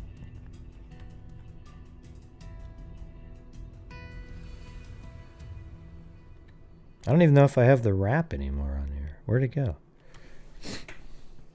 Did it accidentally get deleted? Oh, wait, it's way over here. That's it. Okay, there it is. All right. As I always say, everybody, until next time, be safe out there. Uh-oh. It's got to catch up. Let me get another. I have not seen one person. Now we'll do it. Now we'll do it. It's weird. If you don't use this one drive, it has a slow connection time. So now it'll work. Yeah, I've been doing this true crime thing for quite a while now. And during this whole time, I have not seen one person that is a crime dissector, plug rejector. I'm a certified human lie detector. Gonna get ya on a stretcher if you try and play me like an old projector. Crime sector is my nectar. Professor Gragel's gonna give another lecture. Pushing Beach lifestyle doesn't like me. She doesn't like me. She doesn't like me. Na na na na na na. Interceptor. And I'm meaner than a spectre. Yeah, you go, girl. Hey, thanks, John Boy. Just remember, I've a temple fucking checker. I have no agenda. I'm a pretender. And I'll serve it to you straight without the blender. And in the end, I'm gonna send ya on a mission to reveal the true offender. Yeah, so I'll just get right back to work. All right, everybody? Full deflector, interceptor. Then I mean a little spectre with the... Wait. Where's the music? Yeah, where the hell's the music? Wait, how come you just jumped in right in the middle of my sentence? I don't know. I wasn't trying to. Well, that's pretty good. That's pretty good. All right. Well, hey, you know, really interesting show tonight, don't you think there, John Boy? What are you running the show now? No, I was just trying to make it talk so we could say goodnight. Jesus. Man, John Boy, you're a mashugana. What do you mean, mashugana? That sounds like a Yiddish term. It is. It really is. Nobody ever uses that term whatsoever. Okay. Wow, you're crazy. Okay. Good night, Mary Lou. Good night, John Boy.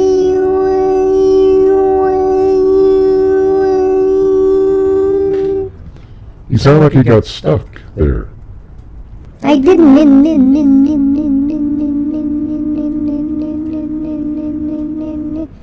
What in the hell's going on with you, Mary Lou? Nothing. Wow. Okay, wow, that got really weird really fast. Okay. Let's just try it. Let's just try one time. Okay, can we try it? Here we go. Good night, Mary Lou. Good night, John Boy. I don't know if that counts. Does that count as them? Does that count as them getting off of here in a peaceful manner? I don't know. It sounds like it was all contrived, a little too much effort, not natural. I don't buy it.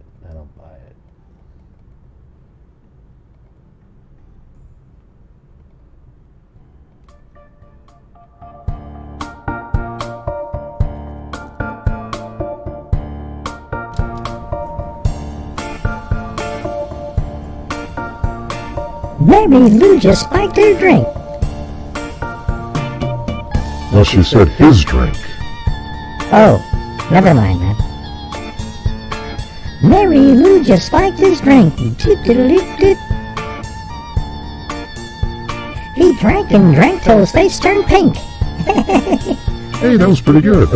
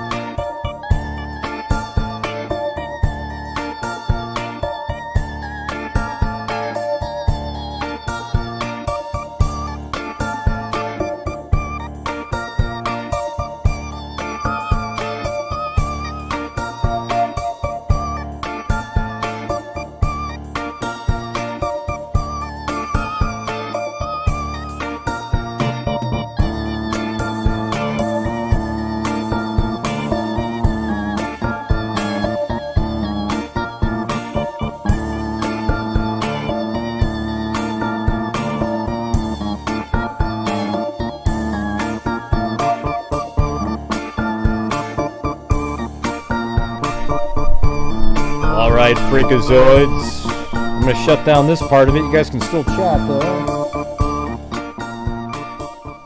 Be safe out there.